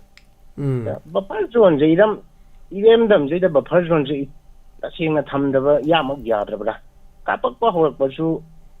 ꯃꯈꯣꯏꯔꯣꯝꯒꯤ ꯁꯥꯏꯠꯇꯒꯤ ꯀꯥꯞꯄꯛꯄ ꯑꯗꯨꯅ ꯁꯨꯡꯐꯥ ꯐꯥꯕꯒꯤ ꯁꯨꯡꯊꯤ ꯊꯤꯕ ꯍꯨꯝꯕꯒꯤ ꯇꯧꯗ꯭ꯔꯒ ꯈꯨꯟ ꯉꯥꯛꯄ ꯑꯣꯏꯅ ꯃꯩꯇꯩꯔꯣꯝꯒꯤ ꯁꯥꯏꯠꯇ ꯈꯨꯟ ꯉꯥꯛꯆꯔꯤꯕ ꯚꯤꯂꯦꯖ ꯗꯤꯐꯦꯟꯁ ꯐꯣꯔꯁꯄꯨ ꯍꯥꯏꯔꯁꯨ ꯐꯥꯕꯒꯤ ꯁꯥꯏꯠꯇ ꯖꯤꯔꯤꯗꯁꯨ ꯇꯧꯔꯤ ꯑꯗꯩ ꯍꯧꯖꯤꯛꯁꯨ ꯑꯗꯨꯝ ꯃꯣꯏꯔꯥꯡꯄꯨꯔꯦꯜꯁꯨ ꯇꯧꯔꯤ ꯍꯧꯖꯤꯛꯁꯦ ꯇꯧꯔꯤꯕ ꯇꯧꯔꯤꯕ ꯃꯑꯣꯡꯁꯤꯕꯨ ꯃꯩꯇꯩ ꯍꯥꯏꯕ ꯖꯥꯇꯤꯁꯤ ꯐꯥꯖꯤꯟ ꯄꯨꯟꯁꯤꯜꯂꯒ ꯅꯝꯊꯅꯕ ꯇꯧꯔꯕ꯭ꯔꯥ ꯍꯥꯏꯗꯅ ꯉꯁꯥꯏꯒꯤ ꯑꯣꯖꯥ ꯑꯩꯈꯣꯏꯒꯤ ꯄꯥꯕꯨꯡ RK ꯃꯦꯒꯦꯟꯅꯒ ꯊꯝꯃꯛꯏꯕ ꯉꯔꯥꯡꯒꯤ ꯋꯥꯐꯝꯁꯦ ꯃꯔꯤ ꯂꯩꯅꯔꯛꯄꯗꯧꯅ ꯁꯨꯝ ꯇꯧꯕꯗꯧꯅꯀꯣ ꯏꯌꯥꯝꯕ ꯁꯨꯝ ꯄꯣꯛꯆꯩ ꯍꯥꯏꯕ ꯑꯗ ꯀꯌꯥꯝ ꯀꯨꯏꯅ ꯁꯨꯃꯥꯏꯅ ꯁꯨꯝ ꯇꯧꯔꯒ ꯃꯔꯨꯞ ꯒꯤꯜꯕꯔꯠꯅꯕꯨꯗꯤ ꯍꯥꯏꯕꯤꯔꯦ ꯍꯟꯗꯛ ꯆꯍꯤꯁꯤꯗ ꯂꯣꯏꯔꯅꯤ ꯍꯥꯏꯕ ꯂꯣꯏꯕꯗꯣ ꯌꯥꯝ ꯆꯨꯝꯃꯦꯕ ꯑꯊꯨꯕꯗ ꯆꯍꯤ ꯐꯥꯗ꯭ꯔꯁꯨ ꯂꯣꯏꯁꯤꯜꯍꯟꯒꯦꯗꯤ ꯏꯌꯥꯝꯕꯅꯁꯨ ꯊꯝꯕꯤꯕ ꯁꯦꯟꯇꯔꯅ ꯌꯥꯏꯑꯕ ꯑꯩꯈꯣꯏ ꯃꯤꯌꯥꯝꯒꯤ ꯂꯟ ꯊꯨꯝ ꯑꯗꯒꯤ ꯄꯨꯟꯁꯤ ꯉꯥꯛꯄꯤꯒꯗꯧꯔꯤꯕ ꯉꯁꯤꯒꯤ ꯁ꯭ꯇꯦꯠ ꯒꯣꯚꯔꯟꯃꯦꯟ ꯂꯩꯔꯤꯕ ꯃꯤꯌꯥꯝꯅ ꯈꯜꯂꯒ ꯊꯥꯒꯠꯂꯛꯏꯕ ꯑꯗꯒꯤ ꯁꯦꯟꯇꯔꯗ ꯂꯩꯔꯤꯕ ꯃꯌꯥꯝꯁꯤꯅ ꯁꯨꯝ ꯇꯧꯗꯉꯩ ꯇꯧꯔꯒ ꯃꯤꯌꯥꯝꯕꯨ ꯕꯂꯤꯒꯤ ꯍꯥꯃꯦꯡ ꯇꯥꯍꯜꯂꯒ ꯅꯣꯡꯃꯒꯤ 2 ꯈꯔ ꯍꯥꯠ 3 ꯈꯔ ꯍꯥꯠ ꯌꯨꯝ ꯈꯔ ꯃꯩ ꯊꯥꯗꯣꯛꯄꯤ ꯇꯧꯔꯤꯕ ꯃꯑꯣꯡ ꯃꯇꯧꯁꯦ ꯀꯌꯥꯝ ꯀꯨꯏꯅ ꯁꯨꯃꯥꯏꯅ ꯇꯧꯈꯤꯗꯣꯏꯅꯣ ꯊꯝꯕꯤꯈꯤꯗꯣꯏꯅꯣ ꯍꯥꯏꯕꯁꯦ ꯌꯥꯝꯅ ꯀꯩ ꯍꯥꯏꯅꯤ ꯅꯨꯡꯉꯥꯏꯖꯗꯕ ꯄꯦꯟꯖꯗꯕꯗꯨꯗꯤ ꯃꯤꯄꯨꯝ ꯈꯨꯗꯤꯡꯃꯛꯇ ꯄꯣꯛꯑꯕꯅꯦꯕ ꯑꯗꯨꯅ ꯍꯥꯏꯖꯅꯤꯡꯕ ꯋꯥꯐꯝꯗꯤ ꯃꯤꯌꯥꯝꯁꯤꯡꯁꯦ ꯑꯩꯈꯣꯏꯒꯤ ꯍꯥꯏꯁꯤ ꯀꯗꯥꯏ ꯍꯥꯏꯕꯁꯨ ꯉꯝꯍꯟꯗ ꯅꯤꯁꯤ ꯀꯗꯥꯏ ꯅꯤꯕꯁꯨ ꯐꯪꯗ ꯀꯗꯥꯏꯗ ꯐꯪꯉꯒꯦ ꯏꯌꯥꯝꯕ ꯍꯟꯗꯛꯀꯤ ꯇꯤꯟ ꯄꯤꯅꯦꯅ ꯂꯥꯎꯊꯣꯛꯈꯤꯕ ꯇꯤꯟ ꯂꯣꯏ ꯐꯪꯉꯕ꯭ꯔꯕ ꯍꯧꯖꯤꯛ ꯁꯦꯛꯁꯄꯤꯌꯔ ꯃꯔꯛ ꯑꯃ ꯊꯠꯂ ꯃꯤꯅꯠ ꯑꯃꯈꯛꯇꯪ ꯃꯔꯛꯇꯅ ꯉꯔꯥꯡ ꯑꯩꯈꯣꯏ ꯌꯨꯝ ꯑꯃꯒꯤ ꯏꯇꯩꯃ ꯑꯃꯈꯛ ꯂꯥꯛꯑꯦ ꯍꯥꯏꯇꯥꯔꯦ ꯏꯇꯩꯃꯁꯤꯅ ꯃꯥꯅ ꯍꯥꯏꯁꯦ ꯃꯥꯏꯁꯦ DCꯗꯁꯨ ꯎꯠꯆꯔꯦ ꯄꯨꯝꯅꯃꯛꯁꯤ ꯎꯠꯂꯦ ꯑꯗꯣ ꯃꯥꯏꯁꯦ ꯌꯨꯝ ꯂꯣꯏ ꯄꯥꯏꯊꯣꯛꯈ꯭ꯔꯕꯅꯦꯅ ꯎꯠꯂꯦ ꯑꯩꯉꯣꯟꯗ ꯚꯤꯗꯤꯑꯣ ꯐꯣꯇꯣꯗꯣ ꯑꯗꯣ ꯃꯥꯏꯁꯦ DCꯅ ꯄꯤꯕꯤꯗ꯭ꯔꯦꯅ ꯑꯗꯣ ꯀꯔꯤꯝꯇ ꯀꯅꯥꯝꯅꯁꯨ ꯄꯤꯕꯤꯔꯛꯇꯦ ꯑꯗꯣ ꯑꯩꯈꯣꯏꯒꯤꯁꯤꯕꯨ ꯀꯃꯥꯏꯅ ꯇꯧꯗꯣꯏꯅꯣꯅ ꯑꯩꯉꯣꯟꯗ ꯑꯣꯏꯅ ꯍꯪꯂꯛꯑꯦ ꯍꯥꯏꯇꯥꯔꯦ ꯑꯩꯅ ꯀꯔꯤ ꯑꯣꯏꯔꯨꯗꯣꯏꯅꯣ ꯀꯣ ꯑꯗꯣ ꯑꯩꯈꯣꯏꯅ ꯃꯇꯦꯡ ꯄꯥꯡꯕꯤꯕ ꯌꯥꯕ꯭ꯔꯥ ꯃꯥꯏꯗꯣ ꯇꯤꯟꯚꯥꯟ ꯑꯃ ꯑꯣꯏꯔꯗꯤ ꯑꯩꯅ ꯄꯥꯡꯕꯤꯔꯒꯦꯕꯨ ꯇꯤꯟꯚꯥꯟ 7-9 ꯍꯦꯟꯅ ꯆꯪꯒꯅꯦꯕ ꯑꯗꯨꯏ ꯃꯊꯛꯇꯅꯦ ꯌꯨꯝꯗꯨꯒꯤ ꯎ ꯃꯈꯣꯡꯗꯣ ꯂꯣꯏ ꯅꯤꯡꯈꯥꯏꯈ꯭ꯔꯕꯗꯣ ꯀꯃꯥꯏꯅ ꯇꯧꯗꯣꯏꯅꯣꯕ ꯁꯨꯃꯥꯏ ꯌꯨꯝꯗꯨꯝ ꯁꯥꯅ ꯍꯣꯠꯅꯕꯗ ꯂꯨꯄꯥ 1,50,000 ꯌꯥꯔꯣꯏꯕ ꯑꯗꯨ ꯄꯨꯔꯥ ꯀꯅꯥꯅ ꯄꯤꯔꯤꯕ ꯆꯩꯊꯦꯡꯅꯣ ꯍꯥꯏ ꯀꯥꯟꯗ ꯍꯟꯗꯛꯀꯤ ꯅꯨꯡꯁꯤꯠꯇꯨꯗ ꯄꯤꯕ ꯆꯩꯊꯦꯡꯅꯦꯕ ꯑꯗꯣ ꯃꯥꯏꯁꯤ ꯀꯅꯥꯗꯅꯣ ꯃꯥ ꯍꯥꯏꯗꯣꯏꯁꯦ ꯑꯗꯣ ꯌꯨꯝꯗꯨꯃ ꯄꯨꯔꯥ ꯁꯥꯕ ꯅꯠꯇ꯭ꯔꯁꯨꯅꯦ ꯇꯤꯟ ꯃꯅꯥ ꯑꯃꯒꯤꯁꯦ ꯃꯥꯒꯤ ꯏꯃꯨꯡꯗꯨꯒ ꯂꯤꯁꯁꯦ ꯌꯥꯎꯔꯛꯇꯕꯩ ꯋꯥꯅꯤꯗ ꯑꯗꯣ ꯀꯔꯤꯅꯣꯕ ꯁꯤꯗꯩꯗ ꯍꯥꯏꯗꯣꯔꯤꯁꯤꯕꯣ ꯁꯦꯛꯁꯄꯤꯌꯔ ꯃꯈꯥ ꯇꯥꯕꯤꯌꯨ ꯑꯗꯨ ꯑꯣꯏꯇꯥꯔꯗꯤ ꯉꯁꯤ ꯄꯥꯜꯂꯤꯕ ꯂꯩꯉꯥꯛꯁꯤꯅꯁꯨ ꯂꯥꯏꯔꯕ ꯂꯩꯍꯜꯂꯔꯣꯏ ꯍꯥꯏꯕꯗꯣ ꯑꯗꯨꯅ ꯇꯣꯏꯅ ꯊꯝꯖꯕ ꯂꯥꯏꯔꯕꯁꯦ ꯄꯨꯂꯞ ꯄꯨꯟꯁꯤꯜꯂꯒ ꯑꯩꯈꯣꯏꯒꯤ ꯂꯩꯍꯟꯗꯕꯒꯤ ꯍꯤꯡꯍꯟꯗꯕꯒꯤ ꯐꯤꯕꯝ ꯑꯃꯗ ꯇꯧꯁꯤꯜꯂꯛꯄꯩ ꯃꯑꯣꯡ ꯃꯃꯤ ꯃꯥꯟꯗ꯭ꯔꯣ ꯏꯌꯥꯝꯕ ꯈꯪꯗ꯭ꯔꯦ ꯇꯧꯔꯤꯁꯦ ꯑꯗꯨꯅ ꯇꯧꯔꯤꯕ ꯃꯑꯣꯡꯁꯦ ꯌꯥꯝꯅ ꯄꯦꯟꯗ꯭ꯔꯦ ꯌꯥꯝ ꯄꯦꯟꯗ꯭ꯔꯦ ꯇꯁꯦꯡꯅ ꯅꯠꯇ꯭ꯔꯒꯅ ꯇꯁꯦꯡꯅ ꯂꯥꯏꯔꯕ ꯂꯩꯍꯜꯂꯔꯣꯏ ꯍꯥꯏꯔꯒꯅ ꯑꯩꯈꯣꯏꯒꯤ ꯏꯃꯥ ꯃꯩꯔꯥ ꯑꯇꯩ ꯑꯇꯩ ꯀꯩꯅꯣꯒꯤ ꯇꯔꯥꯒꯤ ꯆꯩꯁꯨꯅꯒ ꯍꯥꯏꯔꯤꯕ ꯅꯠꯇ꯭ꯔꯒꯅ ꯏꯃꯥ ꯃꯩꯔꯥ ꯂꯩꯔꯤꯕ ꯑꯇꯩ ꯑꯇꯩ ꯄꯨꯂꯞ ꯃꯄꯥꯟ ꯀꯥꯡꯖꯤꯡꯗ ꯄꯨꯁꯜꯂꯒ ꯍꯥꯠꯀꯦ ꯍꯥꯠꯇꯣꯛꯄꯤꯔꯣꯒ ꯍꯥꯏꯕ ꯑꯀꯟꯕ ꯋꯥꯐꯝ ꯁ꯭ꯇꯦꯠꯃꯦꯟ ꯀꯌꯥ ꯊꯝꯃꯤꯁꯦ ꯄꯦꯟꯗꯕꯗꯩ ꯊꯝꯃꯛꯄꯅꯦꯕ ꯀꯗꯥꯏꯗ ꯀꯃꯥꯏꯅ ꯇꯧꯔꯒ ꯍꯤꯡꯗꯣꯏꯅꯣ ꯍꯥꯏꯕꯅꯤꯗ ꯍꯦꯟꯗꯣꯛꯄꯁꯨ ꯌꯥꯗ꯭ꯔꯕ ꯇꯨꯐꯝ ꯅꯣꯝꯐꯝꯁꯨ ꯂꯩꯇ꯭ꯔꯕ ꯆꯥꯗꯕꯗꯤ ꯌꯥꯗꯦ ꯊꯛꯇꯕꯗꯤ ꯌꯥꯗꯦ ꯃꯤꯌꯥꯝꯒꯤ ꯄꯨꯟꯁꯤꯁꯤꯗꯤ ꯄꯨꯔꯥ ꯀꯥꯡꯗ꯭ꯔꯨꯝ ꯇꯥꯔꯦ ꯑꯃꯅ ꯑꯃꯨꯛ ꯊꯣꯝ ꯑꯃꯅ ꯑꯃꯨꯛ ꯊꯣꯝ ꯁꯤꯕ ꯇꯥꯕꯅꯤ ꯁꯤꯗꯪ ꯊꯝꯖꯒꯦ ꯏꯌꯥꯝꯕ ꯊꯥꯒꯠꯆꯔꯤ ꯁꯦꯛꯁꯄꯤꯌꯔ ꯄꯨꯝꯅꯃꯛ ꯌꯦꯡꯕꯤꯔꯛꯄ ꯇꯧꯕꯤꯔꯛꯄ ꯑꯣꯏꯁꯅꯨ ꯍꯥꯏꯖꯕ ꯇꯥꯕꯅꯤ ꯊꯥꯖꯕꯁꯤꯗ ꯊꯝꯕ ꯇꯥꯕꯅꯤ ꯀꯔꯤ ꯍꯥꯏꯔꯨꯅꯤ ꯅꯤꯡꯕ ꯊꯨꯡꯗ꯭ꯔꯦ ꯂꯥ ꯂꯣꯏꯁꯤꯟꯗꯦ ꯍꯥꯏꯗꯅ ꯀꯦꯔꯣꯁꯤꯟ ꯊꯥꯎ ꯍꯩꯖꯤꯜꯂꯤ ꯁꯥꯏꯇꯅ ꯁꯨꯁꯥꯏꯠ ꯇꯧꯕ ꯌꯥꯕꯗꯤ ꯅꯠꯇꯦ ꯑꯩꯈꯣꯏ ꯁꯤꯗ ꯊꯣꯛꯇꯕꯁꯨ ꯅꯠꯇꯦ ꯉꯁꯥꯏ ꯏꯆꯤꯟ ꯏꯅꯥꯎ ꯑꯃꯅ ꯍꯥꯏꯕꯗꯁꯨ ꯑꯩꯈꯣꯏꯒꯤꯁꯤ civil war this is not a civil war civil war ꯅꯠꯇꯦ ꯁꯤꯗꯤ ꯀꯥꯡꯂꯨꯞ ꯑꯅꯤꯒꯤ ꯃꯔꯛꯇ ꯊꯣꯛꯄ ꯀ꯭ꯂꯥꯁꯦꯁꯅꯤ ꯑꯗꯨꯒ ꯀꯔꯤꯒꯤ ꯊꯣꯛꯂꯛꯏꯅꯣ ꯍꯥꯏꯕꯗꯨꯅ ꯑꯃꯅꯤ ꯌꯥꯝ ꯀꯨꯏꯔꯕꯒꯤ ꯃꯃꯥꯡꯗ ꯑꯩꯈꯣꯏꯅ ꯅꯨꯡꯇꯤꯒꯤ ꯈꯕꯔꯁꯦ ꯑꯩ ꯅꯍꯥꯟꯋꯥꯏꯗꯤ ꯈꯕꯔꯁꯦ ꯑꯗꯨꯝ ꯄꯥꯖꯒꯜꯂꯦ ꯍꯥꯏꯇꯥꯔꯦꯀꯣ ꯈꯕꯔꯁꯦ ꯑꯗꯨꯝ ꯄꯥꯕ ꯃꯇꯝꯗ ꯌꯥꯝ ꯑꯉꯥꯡ ꯑꯣꯏꯔꯤꯉꯩꯗ ꯑꯩꯁꯨ ꯍꯥꯏꯇꯥꯔꯦ ꯑꯩ ꯀ꯭ꯂꯥꯁ ꯌꯥꯝ ꯀꯥ ꯍꯦꯟꯅ ꯑꯉꯥꯡ ꯅꯠꯇꯦ ꯀ꯭ꯂꯥꯁ 7, 8, 9 ꯈꯔ ꯂꯧꯁꯟꯕ ꯉꯝꯕ ꯃꯇꯝꯗ ꯈꯕꯔ ꯄꯥꯕ ꯃꯇꯝꯗ ꯑꯩꯈꯣꯏꯒꯤ ꯁꯨꯝ ꯆꯤꯡꯒꯤ ꯂꯩꯃꯤꯟꯅꯔꯤꯕ ꯏꯆꯤꯟ ꯏꯅꯥꯎꯁꯤꯡꯅ ꯑꯩꯈꯣꯏꯒ ꯄꯨꯟꯕ ꯌꯥꯗꯕꯒꯤ ꯋꯥꯉꯥꯡ ꯉꯥꯡꯉꯛꯄ ꯅꯠꯇ꯭ꯔꯒ ꯃꯩꯇꯩꯁꯤꯡꯅ ꯇꯧꯕꯗ ꯌꯦꯠꯄꯒꯨꯝꯕ ꯅꯠꯇ꯭ꯔꯒ ꯀꯩꯅꯣꯝꯗ ꯁꯨꯝ ꯊꯣꯛꯂꯛꯄꯁꯦ ꯇꯥꯕꯗ ꯏꯁꯥ ꯏꯊꯟꯗ ꯌꯥꯝ ꯅꯨꯡꯉꯥꯏꯖꯗꯕ ꯑꯗꯨꯒ ꯀꯔꯤ ꯍꯥꯏꯇꯥꯔꯦ ꯑꯩꯈꯣꯏꯁꯤ ꯉꯁꯤ ꯊꯣꯛꯏꯕ ꯊꯧꯗꯣꯛꯁꯦ ꯑꯩꯈꯣꯏꯅ ꯑꯉꯥꯡ ꯑꯣꯏꯔꯤꯉꯩꯗ ꯐꯤꯂꯤꯡꯁ ꯑꯃ ꯐꯥꯎꯈꯤ ꯍꯥꯏꯇꯥꯔꯦ ꯑꯗꯨꯅ ꯃꯗꯨꯒꯤ ꯃꯃꯥꯡꯗ ꯆꯨꯔꯆꯥꯟꯄꯨꯔꯗ ꯑꯩꯅꯁꯨ ꯃꯌꯥꯝꯗ ꯇꯝꯖꯈ꯭ꯔꯕꯅꯤ ꯅꯣꯡꯃ ꯂꯥꯟ ꯏꯔꯥꯡꯁꯦ ꯁꯨꯡꯊꯣꯛ ꯊꯣꯛꯇ꯭ꯔꯤꯉꯩꯗ ꯆꯨꯔꯆꯥꯟꯄꯨꯔꯗ ꯂꯤꯂꯥ ꯁꯥꯟꯅꯕ ꯆꯠꯂꯦ ꯈꯨꯒꯥ ꯇꯝꯄꯥꯛꯇ ꯂꯤꯂꯥ ꯁꯥꯟꯅꯕ ꯑꯃ ꯆꯠꯂꯦꯕ ꯑꯩꯈꯣꯏ ꯂꯥꯏ ꯍꯔꯥꯎꯕ ꯃꯩꯇꯩꯒꯤ ꯂꯥꯏ ꯍꯔꯥꯎꯕ ꯑꯃꯗ ꯑꯗ ꯂꯤꯂꯥꯁꯦ ꯍꯧꯗꯦ ꯃꯩꯇꯩꯒꯤ ꯂꯥꯏ ꯍꯔꯥꯎꯕꯅꯤ ꯂꯥꯏ ꯍꯔꯥꯎ ꯂꯩ ꯑꯗꯒꯤ ꯋꯥꯀꯣꯂꯣ ꯂꯥꯎꯗꯅ ꯑꯗꯨꯝ ꯋꯥꯀꯣꯂꯣ ꯂꯥꯎꯔ ꯂꯩꯌꯦꯕ ꯐꯝꯃꯒ ꯁꯨꯝ ꯂꯩꯕ ꯍꯥꯏꯇꯥꯔꯦ ꯑꯩꯈꯣই ꯂꯤꯂꯥ ꯁꯥꯟꯅꯕ ꯑꯃꯗ ꯈꯤꯇꯪ ꯆꯠꯊꯣꯛꯑꯒ ꯑꯗꯩꯗ ꯃꯣꯏ ꯑꯗꯥꯏꯒꯤ ꯆꯨꯔꯆꯥꯟꯄꯨꯔꯗꯒꯤ ꯄꯥꯈꯪ ꯅꯍꯥ ꯑꯉꯥꯡ ꯃꯆꯥ ꯈꯔ ꯆꯠꯂꯦ ꯑꯗꯣ ꯃꯣꯏ ꯃꯈꯨꯠꯇ ꯕꯤꯌꯥꯔ ꯂꯤꯛꯂꯤ ꯑꯃꯃꯝ ꯄꯥꯏꯌꯦꯕ ꯕꯤꯌꯥꯔ ꯂꯤꯛꯂꯤꯁꯤ ꯄꯥꯏꯔꯒ ꯊꯛꯑꯦ ꯃꯣꯏꯁꯦ ꯊꯛꯑꯒ ꯑꯗꯩ ꯆꯠꯂꯦ ꯑꯗꯩ ꯃꯣꯏ ꯃꯔꯣꯟꯗꯨꯗ ꯉꯥꯡꯉꯤ ꯃꯣꯏꯅ ꯉꯥꯡꯉꯤꯕ ꯂꯣꯟꯗꯨ ꯈꯪꯗ꯭ꯔꯒꯁꯨ ꯍꯔꯥꯎꯕꯒꯤ ꯑꯗꯨꯒ ꯁꯥꯎꯕꯒꯤ ꯂꯣꯟꯁꯤꯗꯤ ꯂꯣꯟ ꯈꯪꯗ꯭ꯔꯁꯨ ꯑꯗꯨꯝ ꯈꯪꯉꯤꯗꯅ ꯁꯥꯎꯔꯀꯥꯟꯗꯗꯤ ꯃꯥꯏ ꯇꯦꯝꯄꯔꯗꯨ ꯂꯩꯕꯅꯤ ꯑꯗꯣ ꯃꯣꯏ ꯁꯥꯎꯔꯒ ꯆꯠꯂꯒ ꯉꯥꯏꯍꯥꯛ ꯂꯩꯔꯒ ꯑꯩꯈꯣꯏꯒꯤ ꯀꯩꯅꯣꯁꯦ ꯕꯤꯌꯥꯔ ꯂꯤꯛꯂꯤꯁꯦ ꯁꯣꯔꯣꯛ ꯃꯌꯥꯏꯗ ꯄꯣꯞ ꯊꯥꯔ ꯊꯨꯒꯥꯏꯔ ꯆꯠꯄ ꯋꯥꯅꯤ ꯃꯗꯨꯗ ꯇꯧꯔꯤꯕ ꯊꯕꯛꯇꯨ ꯀꯔꯤꯒꯨꯝꯕ ꯑꯩꯒꯤ ꯁꯅꯥ ꯂꯩꯄꯥꯛ ꯁ꯭ꯋꯥꯏꯁꯤꯗ ꯍꯥꯏꯇꯥꯔꯦ ꯑꯩꯈꯣꯏ ꯁ꯭ꯋꯥꯏ ꯂꯩꯕ ꯃꯐꯝꯗ ꯁꯝꯅ ꯍꯥꯏꯔꯕꯗ ꯏꯝꯐꯥꯜꯗ ꯑꯣꯏꯔో ꯑꯩ ꯏꯝꯐꯥꯜꯗꯩ ꯅꯠꯇ꯭ꯔꯒꯁꯨꯀꯣ ꯑꯩꯈꯣꯏꯅ ꯐꯝ ꯂꯩꯔꯤꯉꯩꯗ ꯀꯩꯅꯣ ꯅꯪ ꯍꯧꯖꯤꯛ ꯇꯧꯔꯤꯗꯣ ꯅꯪ ꯇꯧꯔꯤꯗꯣ ꯀꯔꯤꯅꯣꯅ ꯑꯉꯥꯡꯁꯤꯡꯗꯨꯗ ꯉꯥꯡꯉꯝꯕꯐꯥꯎ ꯌꯥꯏꯑꯕ ꯑꯗꯨꯕꯨ ꯉꯁꯥꯏꯒꯤ ꯃꯅꯤꯄꯨꯔ ꯑꯁꯤ ꯆꯨꯔꯆꯥꯟꯄꯨꯔꯁꯤ ꯃꯅꯤꯄꯨꯔ ꯃꯅꯨꯡꯅꯤꯒ ꯂꯩꯔꯦ ꯑꯗꯨꯋꯥꯏꯗꯨꯗ ꯇꯩꯍꯧꯔꯤꯕ ꯀꯩꯅꯣꯗꯨꯗ ꯌꯥꯝ ꯉꯜꯂꯤꯉꯩ ꯃꯇꯝꯗ ꯍꯥꯏꯇꯥꯔꯦ 2000 ꯀꯩꯅꯣ ꯑꯗꯥꯏꯗꯅꯦ 2012 ꯑꯗꯥꯏ ꯋꯥꯔꯤꯅꯤꯀꯣ ꯑꯩꯁꯦ ꯑꯗꯥꯏꯗꯨꯗ ꯑꯩꯉꯣꯟꯗ ꯐꯤꯂꯤꯡꯁ ꯑꯃ ꯐꯥꯎꯏ ꯃꯌꯥꯝ ꯀꯣꯜꯁꯨ ꯂꯥꯛꯇꯦ ꯀꯣꯜ ꯇꯧꯕꯤꯌꯨ ꯑꯗꯨꯒ ꯑꯩꯅ ꯈꯜꯂꯦꯕ ꯅꯨꯡꯉꯥꯏꯈꯤꯗꯕ ꯑꯃ ꯐꯥꯎꯏ ꯍꯥꯏꯇꯥꯔꯦ ꯑꯁ ꯀꯔꯤꯅꯣ ꯇꯧꯔꯤꯁꯤꯕꯣ ꯒꯥꯏ ꯑꯩꯈꯣꯏ ꯏꯔꯝ ꯃꯥꯟꯗꯕ ꯑꯗꯒꯤ ꯀꯩꯅꯣꯝꯃ ꯍꯥꯏꯇꯥꯔꯦ ꯁꯨꯃꯥꯏꯅ ꯐꯥꯎꯕꯁꯦ ꯑꯗꯨ ꯉꯁꯤꯗꯤ ꯑꯃꯨꯛ ꯐꯥꯎꯅꯔꯦ ꯑꯗꯨꯒ ꯇꯣꯈꯥꯏ ꯀꯩꯅꯣꯝꯃꯗ ꯃꯆꯦꯠ ꯑꯗꯩ ꯍꯤꯔꯝ ꯑꯃ ꯅꯠꯇ꯭ꯔꯒ ꯑꯃꯗ ꯇꯣꯈꯥꯏ ꯇꯥꯟꯅꯕꯒꯤ ꯑꯗꯨꯒ ꯁꯦꯄꯔꯦꯠ ꯑꯦꯗꯃꯤꯅꯤꯁꯇ꯭ꯔꯦꯁꯟ ꯍꯣꯝ ꯂꯦꯟ ꯑꯗꯨ ꯂꯦꯟ ꯑꯗꯥ ꯂꯦꯟ ꯇꯧꯅꯔꯛꯏꯁꯤꯕꯣ ꯑꯦꯅꯤꯋꯦ ꯀꯣꯜ ꯇꯧꯕꯤꯌꯨ ꯃꯊꯪꯗ ꯐꯣꯡꯗꯣꯛꯄꯤꯌꯨ ꯊꯧꯔꯝꯁꯤꯗ ꯁꯔꯨꯛ ꯌꯥꯕꯤꯕꯁꯤꯡ ꯑꯗꯣꯝꯒꯤ ꯄꯨꯛꯅꯤꯡꯗ ꯐꯥꯎꯕꯤꯕ ꯋꯥꯈꯜꯂꯣꯟꯁꯤꯡ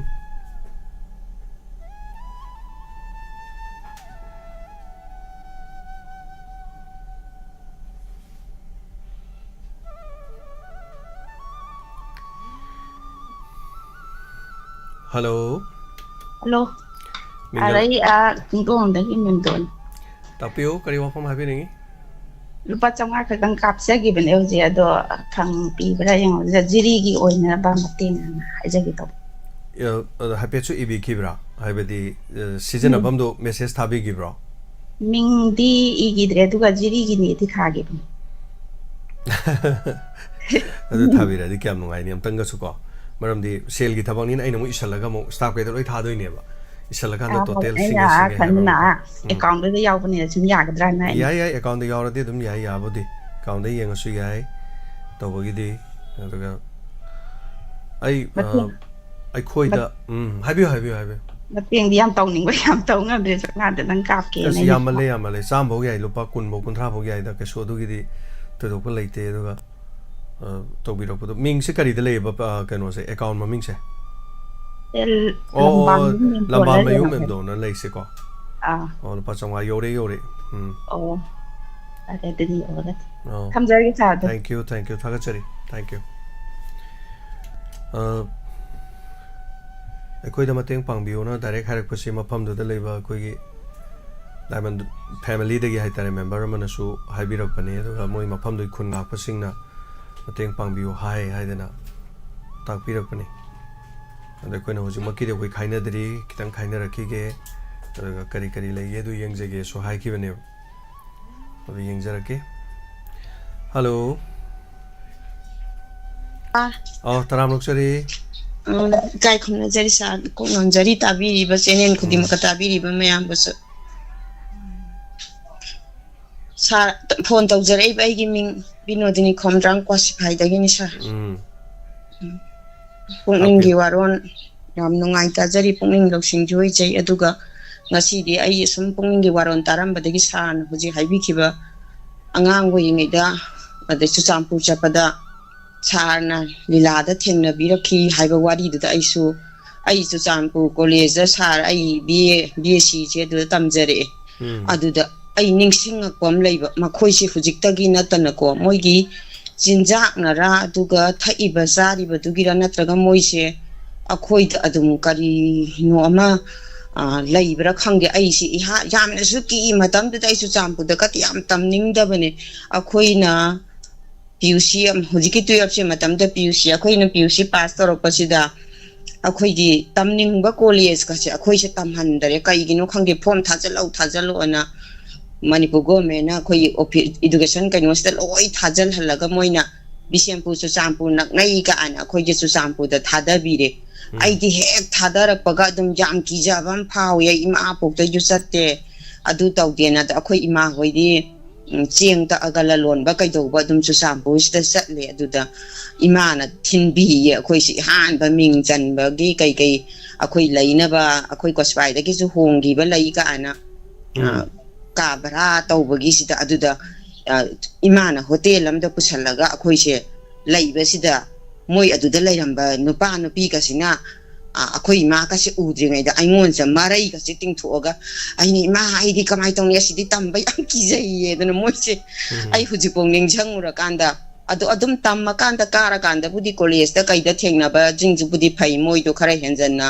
ꯊꯛꯄ ꯆꯥꯕ ꯃꯤꯔ ꯈꯪꯗꯦ ꯑꯗꯨꯒ ꯑꯩꯈꯣꯏꯁꯦ ꯁꯨꯝ ꯂꯩꯔꯀꯥꯟꯗ ꯑꯩꯈꯣꯏꯒꯤ ꯈꯪꯅ ꯆꯥꯟꯅꯕꯒꯤ ꯌꯨꯝꯗꯒ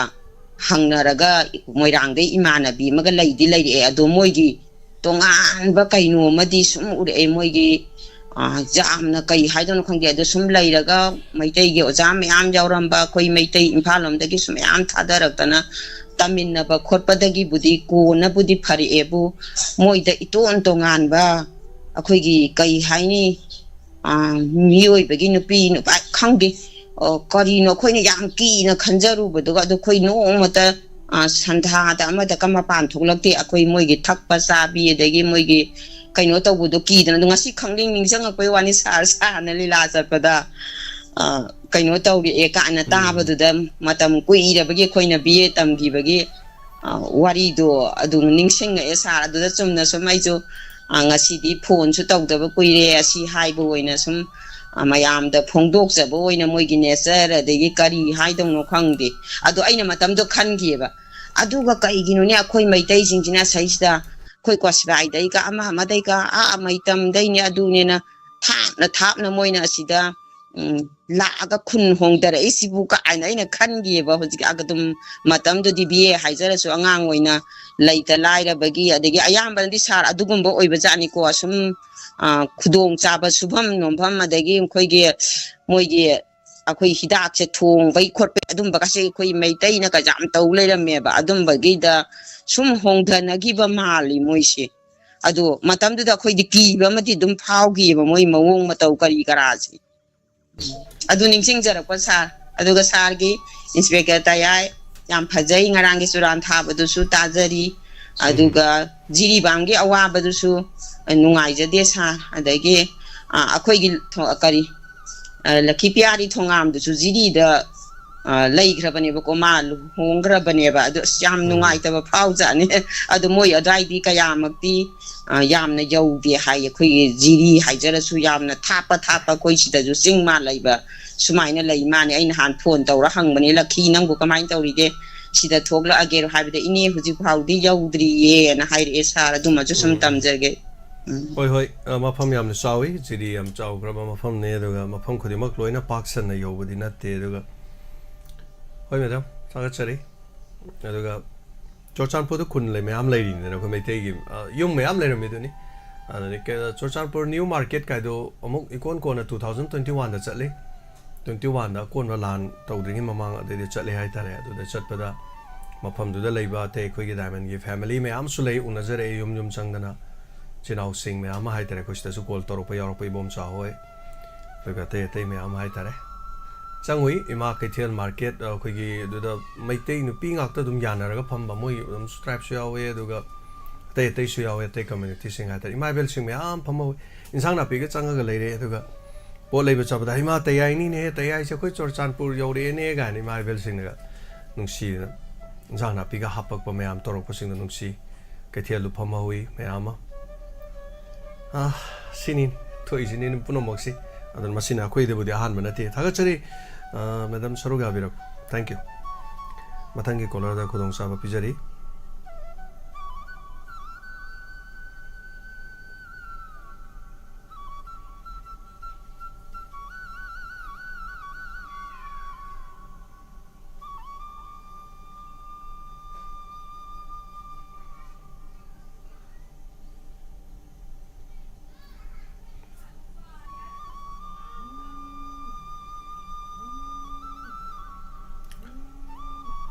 hello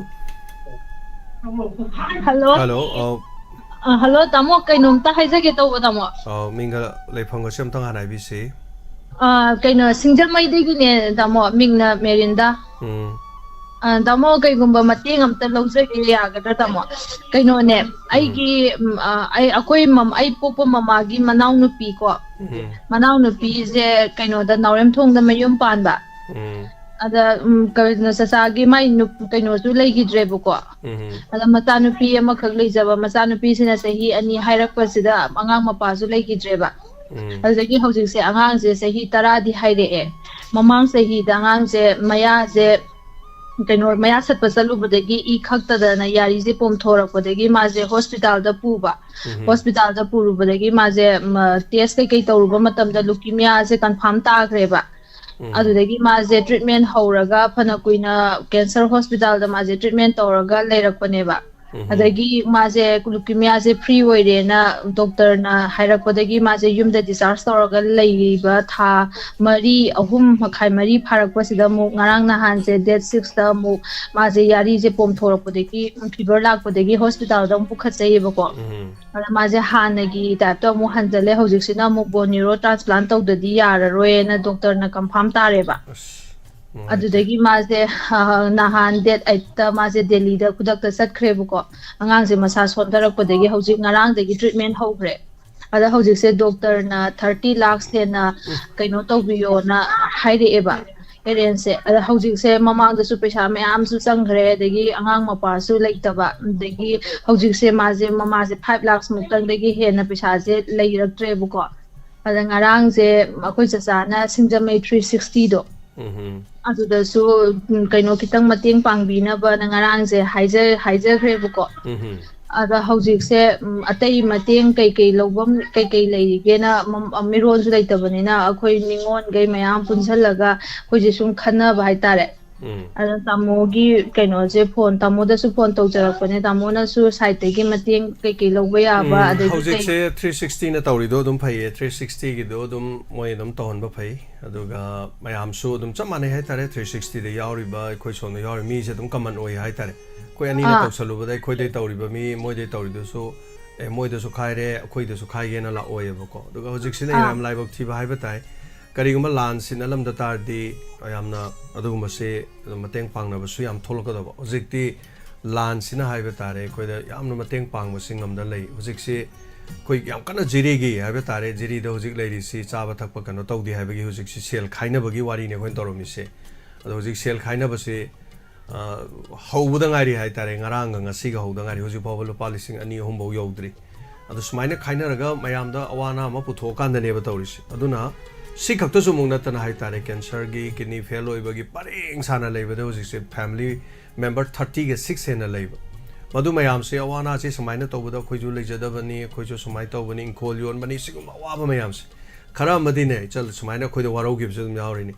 as mi gi de dum tawe khoi na hai ba to bi de na waro bsum yauri ni adubu singjamai 360 mayam ne hene yam ya bani mana su dum ajit na haitare magi mai kai degi torok matam da kari koi yauri ba mayam puno haitare koi kari to ba yage du yamina si adu makha ta se kari gumba lan se leram da ta di amuka su hena di nung ai ni khale du pesa di yam yame 30 lakhs ताना बंगसी फावदा अंगांग अमगे अनाबगी cell खाइबदा Manipur 30 lakhs ताबदी कनामत याउखिद्रे न हाइबि याय yes बोनेरोगी अमा नि खक्तंग यावरे LMG कोइगी LMG नमसु लेको LMG नमसु लै LMG गिसु ऐसे educative member ओइजबनी अदु कांदा तौब कांदा लुपा यामना ताकिबसिदि कोइ सुरेन गुम्बा सिगुमसि खक्तनि अतैदि याम तागिदि सेल्स अदु पैसादुदि यामग्रे हाय तारेनि ताबदि चलगी पैसादु याम यामग्रे कमाइ तो 30 हेन संग्रेबा माय अहान दुखि म्यातिगी कैनो यंगकनबो होनबदा लाइबक थीबदगी हौजिसे अमुक हंजन्ना कैनो तोक्सलकपनेबा था अहुम मरी सिगी मनुंगसिदा अदा समवाइते अदुनि याम यामग्रेनि लुपा लिसिंग अखै मोंफुमा और दुनिया दानी लाख अमनी ने हरदि खरसु मुफबा अदा हौजिक्सिना लोय वानाबनिना मयामसि तसेन हारगदि होय लेपाक सावै पुक्सेन सावब थोलदि कनाना ऐ अदु हायरदि को थोलकपुसु दुम याबे याय अदु कैंपेन अमा सथा बिबदि दुम फै अदा अदुने अदु दामो दै तौबा याबसु खितंग तापि अमुक फौसु थेंना जदबनिना कोइजु बुदि लौसिंगे थोक्ट्रेबा अदा हौजिक्से खनजरिजे MLA सिंगजसु पैसासे खरा खायबा डोनेशन चसिरनसु खनजरि मदु अनाबगी चटपदा MLA रगे दमाइ चटपसे होय येंबियो करी रगे दो खरा होनबदि याबदि दुम येंबियो हाय तारे अदन मसिगी फिल्सददि अखोइगे समाइना अवाना तारकनी खलकानसिदनि मयाम पुनमंगना अदुदनेबा अखोइना मयामगी अवानागी मरुपसिदा मरुप पुनबसिदा मयाम याउबियो हारिसे अन सि यावरदि समाइ थोलकु मतमदा मयामसु दुम फन चोंथोकनरपनेबा दुन याम वाबा अमने हाइबा तारे दुबु 360 गा तौरगा होनै हाइबदु मदु हाना कैंपेन दो मुक्तन तहनबियु यारगदि अदुगा अतै अतै लेबसिंगदसु मयाम खरा दुम तंगाइ फदन होनबियो हाइबसु माइन थमजगे थागचरी सा थोरम सरुगा बिरकपा सिगिदम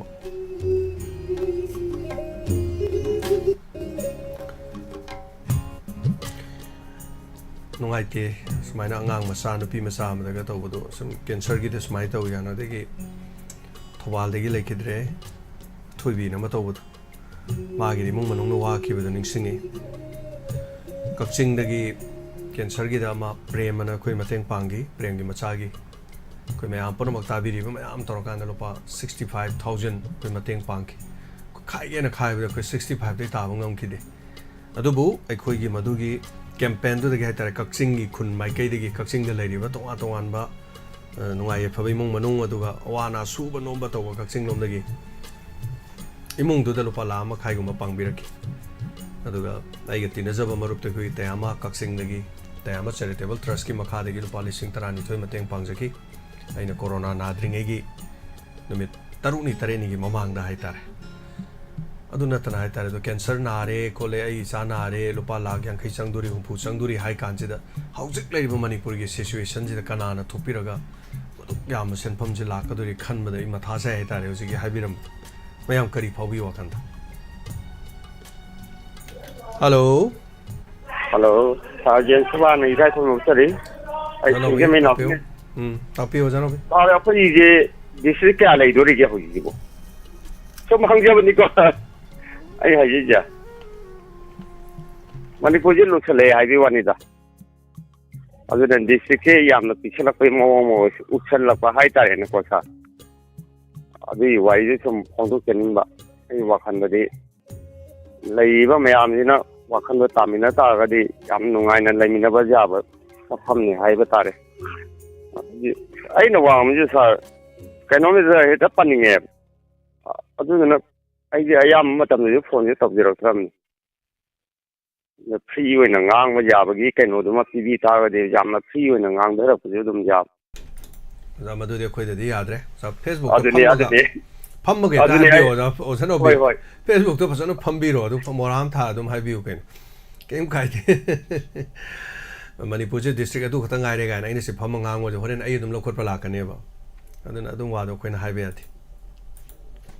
ꯑꯗꯨꯅ ꯂꯨꯏ ꯍꯥꯏꯇꯥꯔꯦꯀꯣ ꯑꯗꯨꯅ ꯗꯥꯏꯇ ꯌꯥꯎꯗꯕ ꯇꯥꯗꯣꯏꯅꯦꯕ ꯑꯩꯈꯣꯏꯗꯤ ꯃꯌꯥꯝꯒꯤ ꯊꯕꯛ ꯇꯧꯕꯅꯤꯅꯀꯣ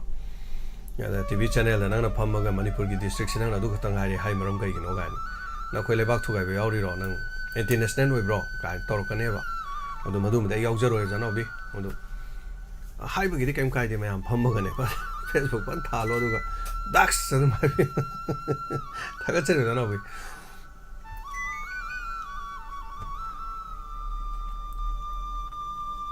ꯃꯊꯪꯒꯤ ꯑꯩ ꯀꯣꯂꯔꯗ ꯈꯨꯗꯣꯡꯆꯥꯕ ꯄꯤꯖꯒꯦ ꯁ꯭ꯀ꯭ꯔꯤꯟꯗ ꯎꯠꯆꯔꯤꯕꯁꯦ ꯈꯣꯡꯖꯣꯝꯗ ꯇꯧꯕ ꯏꯔꯥꯡꯗꯨꯒꯤꯅꯤ ꯑꯗꯨꯕꯨ ꯐꯦꯁꯕꯨꯛꯇ ꯍꯪꯕꯤꯔꯛꯄꯗꯤ ꯏꯆꯤꯟꯅꯥꯎ ꯍꯜꯂꯣ ꯍꯜꯂꯣ ꯁꯥꯔ ꯃꯤꯡꯒ ꯂꯩꯐꯝꯒ ꯇꯥꯛꯄꯤꯌꯨ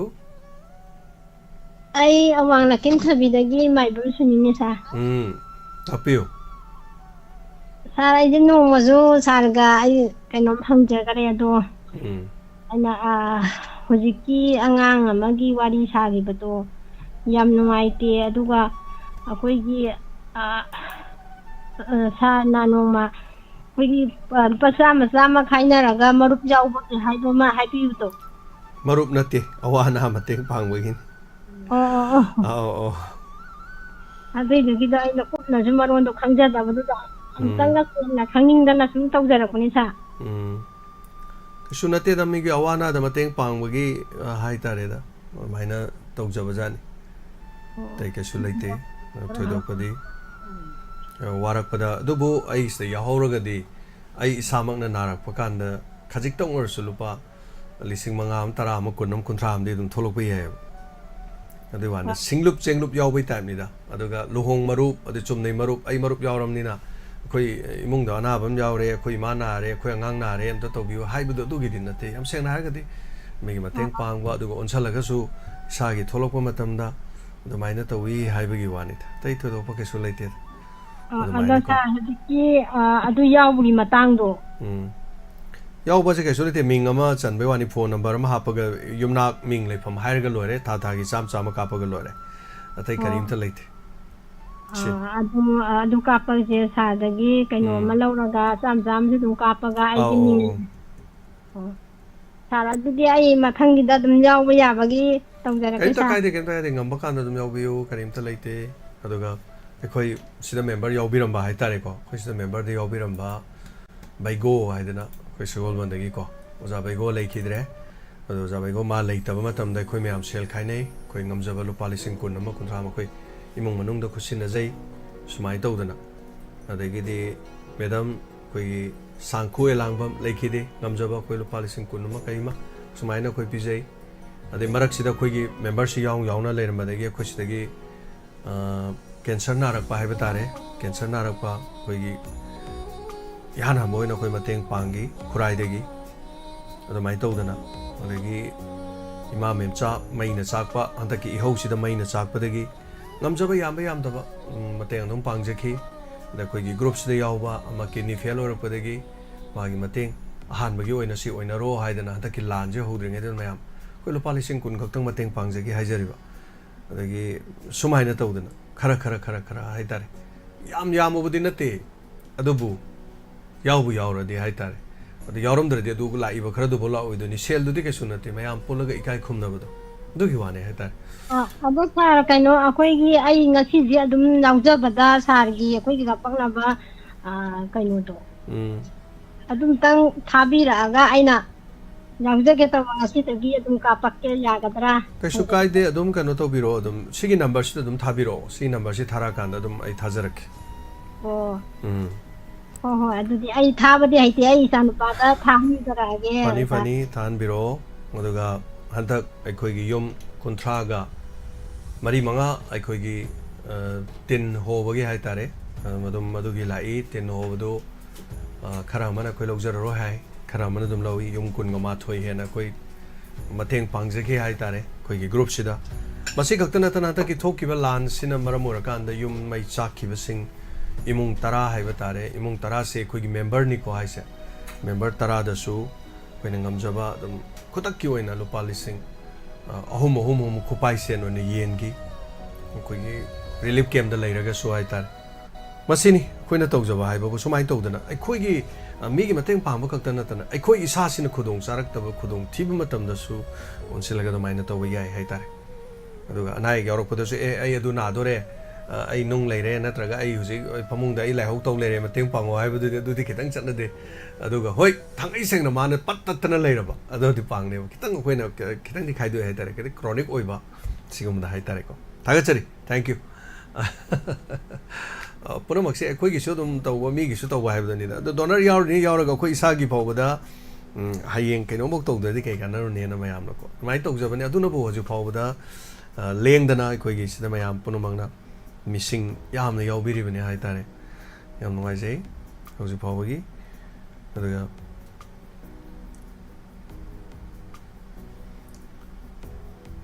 minute nifu kai minute kunguma leijari thorom sida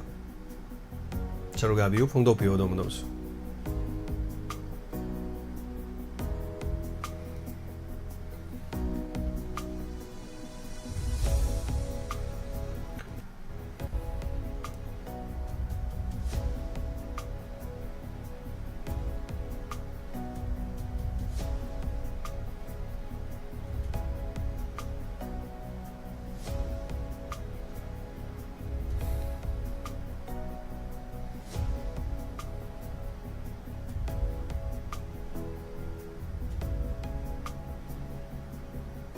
call to bio thorom sida saruga bio uzawjit call hangaga lei uzawjit call to bio uzawjit na ngasi mateng pangubagi video masu uningba leiramgani khale hello sir ngasai phone de supang phangdaba aigi chuna hamu kana tawgre aduga yaubagidi ai che kana tawdriba handa mu adum hana kapadu da dum kapakadra pisa se hana kapadu kapkadum ꯑꯗꯨꯒꯤ ꯁꯨꯝ ꯑꯩ ꯀꯩꯅꯣ ꯇꯧꯖꯔꯛꯀꯦ ꯇꯧꯕꯅꯤ ꯄꯥꯎꯗꯤ ꯐꯣꯟꯗꯤ ꯁꯨꯄꯥꯡ ꯐꯪꯗꯕ ꯑꯗꯨ ꯍꯥꯟꯅꯒꯤꯗꯨꯗ ꯑꯗꯨꯝ ꯇꯧꯔꯒ ꯑꯗꯨꯝ ꯌꯥꯕ ꯅꯠꯇ꯭ꯔꯣ ꯍꯣꯏ ꯍꯣꯏ ꯍꯥꯟꯅꯒꯤꯗꯨ ꯑꯗꯨꯝ ꯇꯧ ꯃꯤꯉꯣꯟꯗꯒ ꯑꯃꯨꯛ ꯀꯥꯞꯄꯣꯅꯤꯀꯣ ꯑꯗꯨꯅꯅꯦ ꯑꯩꯅ ꯑꯗꯨꯝ ꯀꯥꯞꯄꯤꯌꯣ ꯑꯗꯨꯒ ꯀꯥꯞꯈ꯭ꯔꯀꯥꯟꯗ ꯃꯦꯁꯦꯖ ꯑꯃ ꯊꯥꯕꯤꯌꯣ ꯁꯨꯃꯥꯏ ꯁꯨꯃꯥꯏ ꯇꯧꯕꯅꯤ ꯍꯥꯏꯕꯗꯣ ꯇꯧꯕꯤꯌꯣ ꯐꯅꯤ ꯐꯅꯤ ꯑꯗꯨ fare fare changare thank you yam nuaijai mayam maibel mayam support to bibadai ne koina ngamjai se adoi maibel sini kaim khangjaba nate sel kapasu khangjaba nate amasu nate tawisi aduga hoi wahengbam sobita devi angang dugi hairak pudu yam nuaiti adu lupa lising 10 amni kunnamni aduni hairadi ko hoi mateng adum pangi bada sanali pa adum chawi do imung manung dugi number su leijai mayam na lobige na hairaga su lobiu ꯍꯧꯖꯤꯛ call ꯇꯧꯕꯤꯔꯝꯕꯗꯣ ꯑꯗꯨꯒ ꯏꯃꯨꯡꯗꯨꯗ ꯉꯝꯖꯕ ꯃꯇꯦꯡ ꯄꯥꯡꯒꯦꯅ ꯂꯅꯥꯏ ꯑꯗꯣꯝꯅ ꯈꯟꯕꯤꯕ ꯂꯩꯔꯒꯁꯨ ꯃꯇꯦꯡ ꯑꯗꯨꯝ direct ꯃꯣꯏꯗ ꯑꯗꯨꯝ ꯄꯥꯡꯕꯤꯕ ꯌꯥꯒꯅꯤ ꯀꯩꯝꯇ ꯀꯥꯏꯕ ꯂꯩꯇꯦ ꯄꯨꯛꯆꯦꯜ ꯆꯥꯎꯕꯁꯤꯡꯅ ꯄꯥꯡꯕꯤꯕꯗ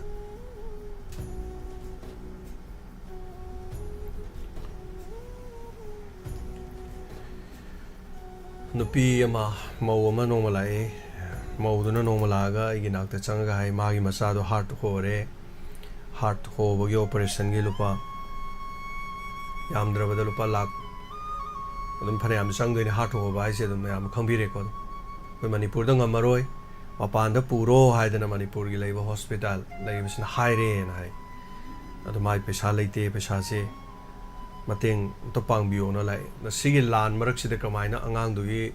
ꯑꯩꯅ ꯃꯌꯥꯝꯗ ꯑꯁ ꯑꯉꯥꯡꯁꯦ ꯅꯥꯔꯦ ꯁꯤꯗꯩꯗ ꯃꯥꯏꯁꯦ ꯃꯇꯦꯡ ꯑꯅ ꯍꯥꯏꯕꯗꯣ ꯏꯟꯇꯔꯅꯦꯠꯁꯨ ꯊꯤꯡꯕ ꯃꯇꯝ ꯑꯣꯏꯕ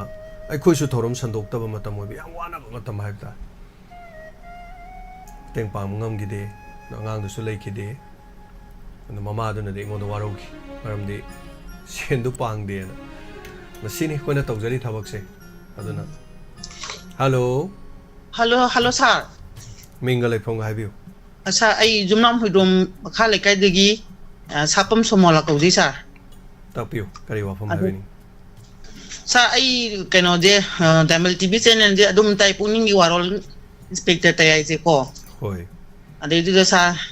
ꯁꯥꯔꯒꯤ ꯗꯣꯅꯔꯁꯀꯤ ꯀꯩꯅꯣꯁꯦ ꯌꯥꯝ ꯐꯖꯕ ꯍꯥꯏꯇꯥꯔꯦ ꯑꯗꯣ ꯑꯩꯁꯦ ꯐꯣꯟ ꯇꯧꯕꯁꯦ ꯑꯗꯨꯝ ꯐꯪꯖꯗꯕ ꯉꯁꯤ ꯑꯍꯥꯟꯕꯅꯤ ꯁꯥꯔ ꯑꯗꯣ ꯑꯩ ꯗꯣꯅꯔꯁ ꯒ꯭ꯔꯨꯞꯇ ꯌꯥꯎꯖꯒꯦ ꯇꯧꯕꯅꯤ ꯁꯥꯔ ꯌꯥꯎꯕꯤꯌꯨ ꯑꯗꯨ ꯁꯥꯔ ꯁꯤꯒꯤ ꯅꯝꯕꯔꯁꯤꯗ ꯑꯗꯨꯝ ꯖꯤꯄꯦꯗ ꯑꯗꯨꯝ ꯀꯥꯞꯄꯒ ꯌꯥꯒꯗ꯭ꯔꯥ ꯌꯥꯗꯦ ꯁꯤ ꯅꯝꯕꯔꯗ ꯗꯤꯇꯦꯜꯁ ꯍꯥꯟꯅ ꯊꯥꯕꯤꯔꯛꯑꯣ ꯑꯗꯨꯒ ꯑꯩꯈꯣꯏꯅ ꯍꯥꯏꯔꯛꯄꯁꯤꯡꯗꯣ ꯑꯃꯨꯛ ꯄꯤꯕꯤꯔꯀꯥꯟꯗ ꯑꯗꯨꯝ ꯌꯥꯔꯦ ꯑꯣ ꯑꯁ ꯌꯥꯝ ꯅꯨꯡꯉꯥꯏꯖꯔꯦ ꯁꯥꯔ ꯑꯩ ꯑꯗꯨꯝꯇ ꯇꯧꯖꯒꯦꯅ ꯇꯧꯖꯔꯛꯄꯅꯤ ꯁꯥꯔ ꯍꯣꯏ ꯍꯣꯏ ꯑꯣ ꯊꯝꯖꯔꯒꯦ ꯑꯗꯨꯗꯤ ꯁꯥꯔ ꯐꯅꯤ ꯊꯦꯡꯛ ꯌꯨ ꯊꯦꯡꯛ ꯌꯨ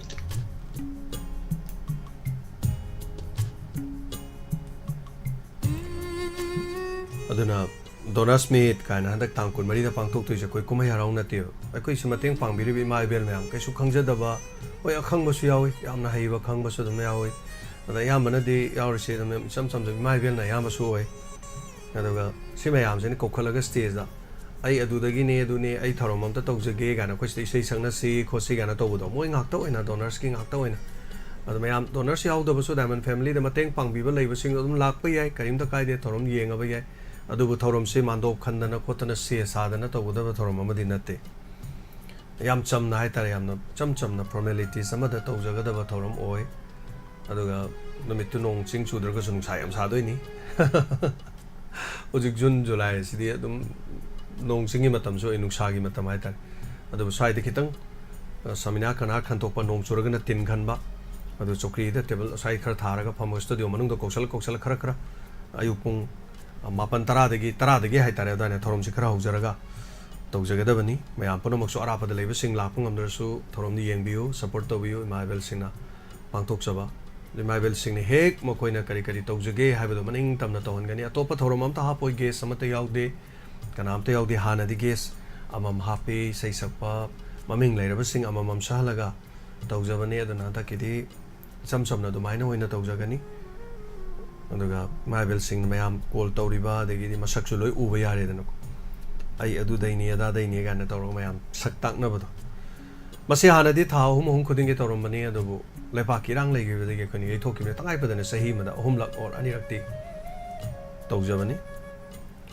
ꯊꯥꯒꯠꯆꯔꯤ ꯊꯧꯔꯝꯁꯤꯒꯤ ꯃꯤꯅꯤꯠ 13 ꯂꯩꯖꯔꯤ ꯀꯣꯜ ꯇꯧꯕꯤꯌꯨ ꯁꯔꯨꯛ ꯌꯥꯕꯤꯌꯨ ꯑꯣꯖꯥ ꯍꯧꯖꯤꯛꯅ ꯚꯤꯗꯤꯑꯣꯗꯣ ꯎꯠꯄꯤꯅꯤꯡꯕ ꯂꯩꯔꯒꯗꯤ ꯀꯣꯜ ꯇꯧꯕꯤꯕꯁꯨ ꯌꯥꯏ ꯑꯗꯨꯕꯨ ꯑꯣꯖꯥ ꯍꯧꯖꯤꯛꯅ ꯁꯥꯐꯝꯒꯤ ꯉꯔꯥꯡ ꯅꯍꯥꯟ ꯂꯩꯈꯤꯗꯕ ꯏꯃꯨꯡꯗꯨꯗ ꯀꯔꯤꯅꯣ ꯍꯥꯏꯕꯗ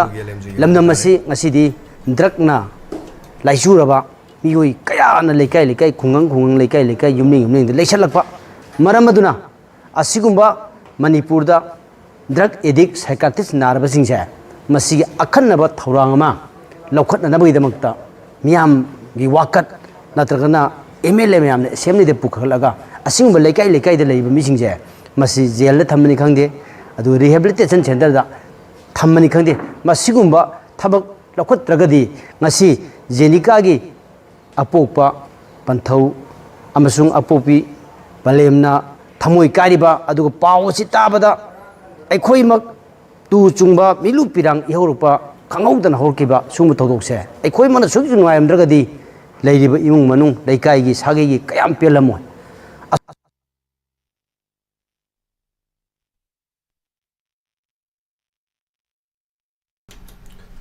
ꯊꯥꯒꯠꯆꯔꯤ ꯑꯣꯖꯥ ꯍꯧꯖꯤꯛꯀꯤꯁꯤ ꯃꯔꯛꯇ ꯂꯦꯞꯄꯦ ꯍꯥꯏꯇꯥꯔꯦ ꯈꯣꯟꯖꯦꯜꯁꯦ ꯑꯗꯨꯕꯨ ꯂꯥꯏꯕꯛ ꯊꯤꯕ ꯊꯧꯗꯣꯛꯇ ꯈꯣꯡꯖꯣꯝ ꯁꯥꯄꯝꯗ ꯊꯣꯛꯈꯤꯕ ꯁ꯭ꯀꯨꯜ ꯂꯥꯛꯄꯗ ꯌꯣꯠꯆꯩꯅ ꯀꯜꯂꯒ ꯂꯥꯏꯕꯛ ꯊꯤꯕ ꯊꯧꯗꯣꯛ ꯑꯃꯗ ꯑꯉꯥꯡ ꯑꯃ ꯂꯩꯈꯤꯗꯕ ꯑꯗꯨꯒ ꯑꯉꯥꯡꯁꯤꯒꯤ ꯃꯥꯒꯤ ꯏꯃꯨꯡ ꯃꯅꯨꯡꯗ ꯆꯥꯅ ꯊꯛꯅꯕ LMGꯅ ꯃꯇꯦꯡ ꯄꯥꯡꯈꯤꯕꯒꯤ ꯚꯤꯗꯤꯑꯣ ꯊꯥꯒꯠꯆꯔꯤ LMGꯒꯤ ꯇꯤꯝ ꯍꯥꯏꯔꯤꯕꯁꯤꯒꯤ ꯖꯦꯅꯤꯀꯥ ꯗꯦꯕꯤ ꯁꯥꯄꯝꯒꯤ ꯃꯍꯥꯛꯀꯤ ꯏꯃꯨꯡ ꯃꯅꯨꯡꯗ LMGꯅ ꯉꯝꯖꯕ ꯃꯇꯦꯡ ꯄꯥꯡꯈꯤꯕ ꯍꯥꯏꯕ ꯇꯥꯔꯦ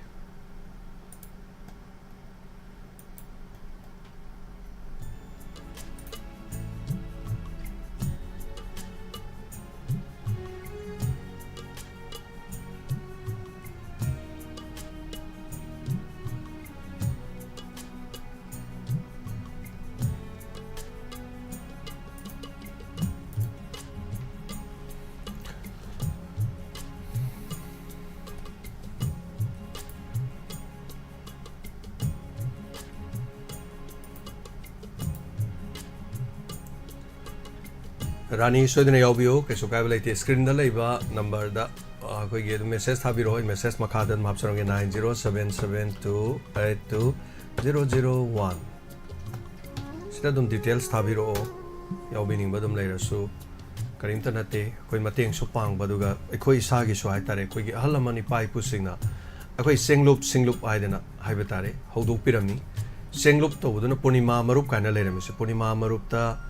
ꯑꯩꯈꯣꯏꯒꯤ ꯂꯨꯄꯥ 5ꯒ ꯆꯦꯡ ꯀꯤꯂꯣ ꯑꯃ ꯊꯥꯡꯒꯠꯄꯅ ꯏꯄꯥ ꯏꯄꯨ ꯑꯩꯈꯣꯏ ꯂꯩꯀꯥꯏꯗ ꯍꯧꯔꯝꯃꯤꯗꯅ ꯍꯦꯟꯅ ꯍꯧꯋꯦ ꯅꯣꯏ ꯏꯄꯨ ꯀꯔꯥꯏ ꯆꯠꯈꯤꯒꯦꯅ ꯍꯥꯏꯔ ꯄꯨꯔꯅꯤꯃꯥ ꯃꯔꯨꯞ ꯆꯠꯈꯤꯒ ꯍꯥꯏꯗꯣ ꯊꯥꯁꯤ ꯃꯔꯨꯞ ꯆꯠꯈꯤꯒ ꯍꯥꯏꯅꯕꯅꯦꯕ ꯂꯨꯄꯥ 5ꯗꯪꯒ ꯄꯨꯈꯠꯂꯀꯥꯟꯗ ꯂꯨꯄꯥ 5 ꯍꯥꯏꯁꯦ ꯑꯗꯨꯝ ꯑꯍꯟ 100 ꯂꯥꯛꯑꯗꯤ 5 ꯂꯥꯛꯇꯣꯏꯅꯤꯗꯅ 5 × 100 ꯑꯗꯨ ꯆꯦꯡ ꯀꯤꯂꯣ ꯑꯃꯃꯝ ꯌꯥꯝꯃꯤꯗꯅ ꯉꯁꯤꯅ ꯑꯃꯒꯤ ꯑꯣꯏꯕ ꯉꯁꯤꯅ ꯑꯃꯒꯤ ꯑꯣꯏꯕ ꯑꯗꯨꯒ ꯁꯦꯟꯗꯨ ꯄꯨꯟꯁꯤꯜꯂꯀꯥꯟꯗ ꯑꯩꯈꯣꯏ ꯀꯔꯤ ꯍꯥꯏꯇꯥꯔꯦ ꯀꯩꯔꯣꯜ ꯂꯩꯀꯥꯏꯗꯁꯨ ꯑꯗꯨꯝ ꯁꯥꯟꯇꯣꯛꯏ ꯃꯣꯏꯒꯤ ꯊꯥꯁꯤ ꯃꯔꯨꯞꯀꯤ ꯑꯍꯜ ꯑꯃꯅ ꯂꯨꯄꯥ 500 ꯐꯥꯔꯀꯥꯟꯗ 2,000 ꯐꯥꯔꯀꯥꯟꯗ moina mu sandoi sando moina sendoi ga loroga adu ga di mathoi do hapchala kan sum hengala na bagi thabak to bu su yaw hoi sendoi sando pa chu matam mi khana ba ho bane aina rimni aduna adu apon duna tongana le kan saukhan bagi na mo hona badi dum yai madu dagi lakpo phanduna mo atopa mafam da tender na tar marup am yawi marup to lupa lising yang khai taba kun taba la ani taba madu la ani do mo phawro kan adu do phando mo hapchale phando mo hena sauthwe adagi de mo marup adu dei lakpo do mo marup ani humam yawre adagi de marup to sauthwe sum sautho kan di phando yam sauba ama oire ba madai de ga dore tonga na saukhan bagi lam da dum torok pa yai hai tare aduna marup ki mateng dagi adu yawana da adu gi pange he gan haineris adu mai to dana madu gi policy mo khak na wa hala mana tor ma si phaida na khalak padu dagi hau khiba ana 2018 dagi hai tare hairi bagi thodang ase masi tawradi haidana yam nganna du maina saga charaganda lam sida haurakibani hai tare koi adu ngasidi sumaina hodorokpadu wakhalon manaba mioi chama pan khare hen hai koi leijadana ngasidi tawjari thabak thorom singa si changchanjari masinani koi ngahak leita ngahak leita diamond tv na smile tawre adagi diamond donors na adu tawre adu da du mateng pange adu tawre haidu ai koi leibagi natte koi kaim pai de chama nei sur chai ni hen to mau ne koi su kaim leite si sana lupa le ni yum mathon sa leiba kaim natte ba miyam gi thabak thorom tawjai studio ma leijai masigi equipment khar leijai honari bani tawjari bani aduga masina ne ba adu khabar da kari de asmasi pange da masinu pa je pange da gan mi na masnang pesa am pai ma le pange no kadai de no adu leite city crowded crowd funny miyam gi funny koi mayam punsan nar kan taw bani ada kana gumo hojik sungai re cancer na bai ne na mateng pang bio na hai rei du mateng pang wadu da imung du da chala koi lupa cham de kamai pang ni lupa cham du pang adam ni na koi mayam punsan nar ga mana khar pirak punsan na ba mayam adu na cham kharak pu lupa lising tara ma kun ma dum yogi be wa ne adu masina taba kaya amarum suni ayam tong unazaba yagadra ni yum da dum stay de la e da na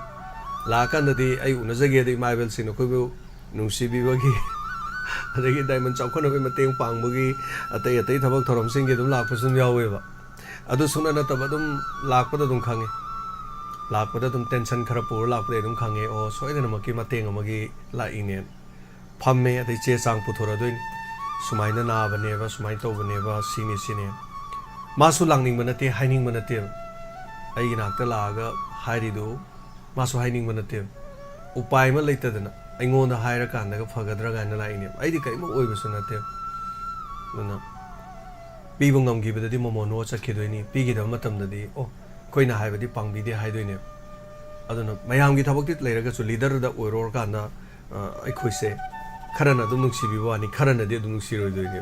adu tawjari ba thabak tu di sidi sen tong bagi natraga sidagi lakpo do na ko yum kai sadan pura mathon sadan sana lupa sini haibe wadi kaim leite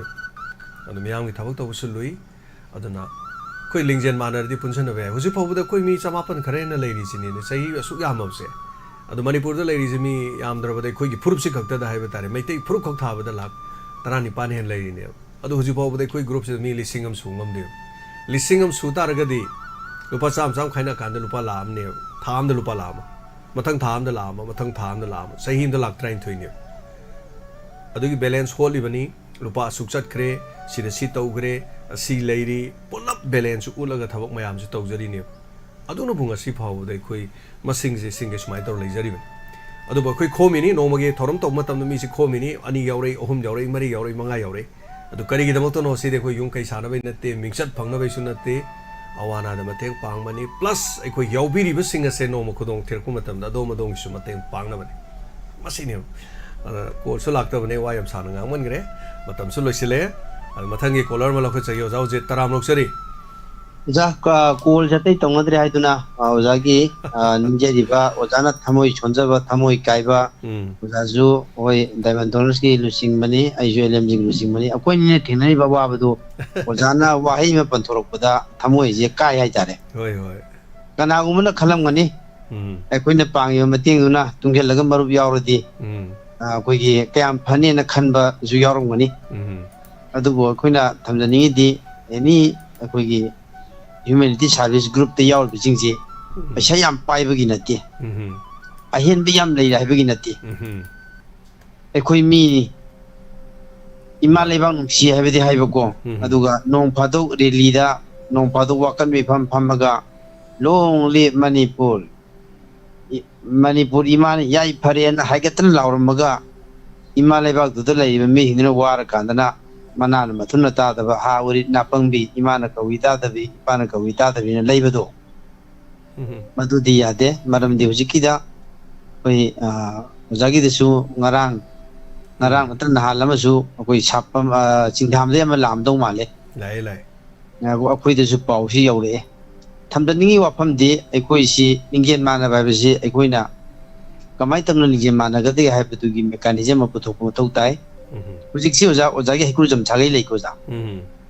hekurzam ha bi si da sapu kai ba kai da ba ina hai ri si sagai jaudagi hanadi ojaina pikngai da khangbi ramodra ojaina hodra khangdira koisu nangdi nang hawi mi ji sibaga koi uyan chapu koi lebaki da thongna ramme masi thugaina ramme chumi masi pak chawe hendor pudi sum thugai mandana yumang ba hemandana lagi trom taw yak tabdagi koi chapu kai da ba haidana mi sirga yum mangna da ba adugumba khaidokibane ba aduga I di amakadane ba aduna sagai gi apok khurumba da hujidi WhatsApp yamna semnare yam nungai handaga kogi khumbong khaidem asomda yamna nati chadaba kogi keno kai tare nong len na yuhrga imung du sana ba yawigan tawbudo hoi moigi sagai gi kogi apok khurumbe group tuna hujidi sagai da su kana umna laira ba yoni kana umdi yamna economy sauna be leidine ba madu jinga sa tawduna koi anga am kona kano tamoje koi je lising kuntra yaure ni phu yaure kaina hairak padu yam nungai ba dun thamjani wafamdi ahan bada eni adom gi sagai gi leiba apok pada di pulli bado hujikti WhatsApp group sembe yare ahan bada priority si adugi group tuna hana pangbiyo ba mathang da amuk laikai ne bla kaduri si laikai dagi muk khungang la kadune ba adumai tawduna koina ngasai awaba tarak pasida mating paning de haiba adum lakani kari dik lakani harga akoi mi ji hingminna bada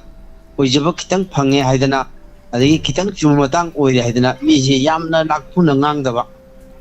aduga mina nuksina basatba haiba ju mathau tai samna hajarabada akoi gi leikaida manoj koba club ki yamna akoi gi thogai puba amakha lei ma larik asu yamna hayuba nate adagi ina yam khulluba nate club ki nungi lekai thawai mi yaujaba adu ma ji akoi kenogi oil pump mapa koi wanging bazar ka hendok poido madu ukto na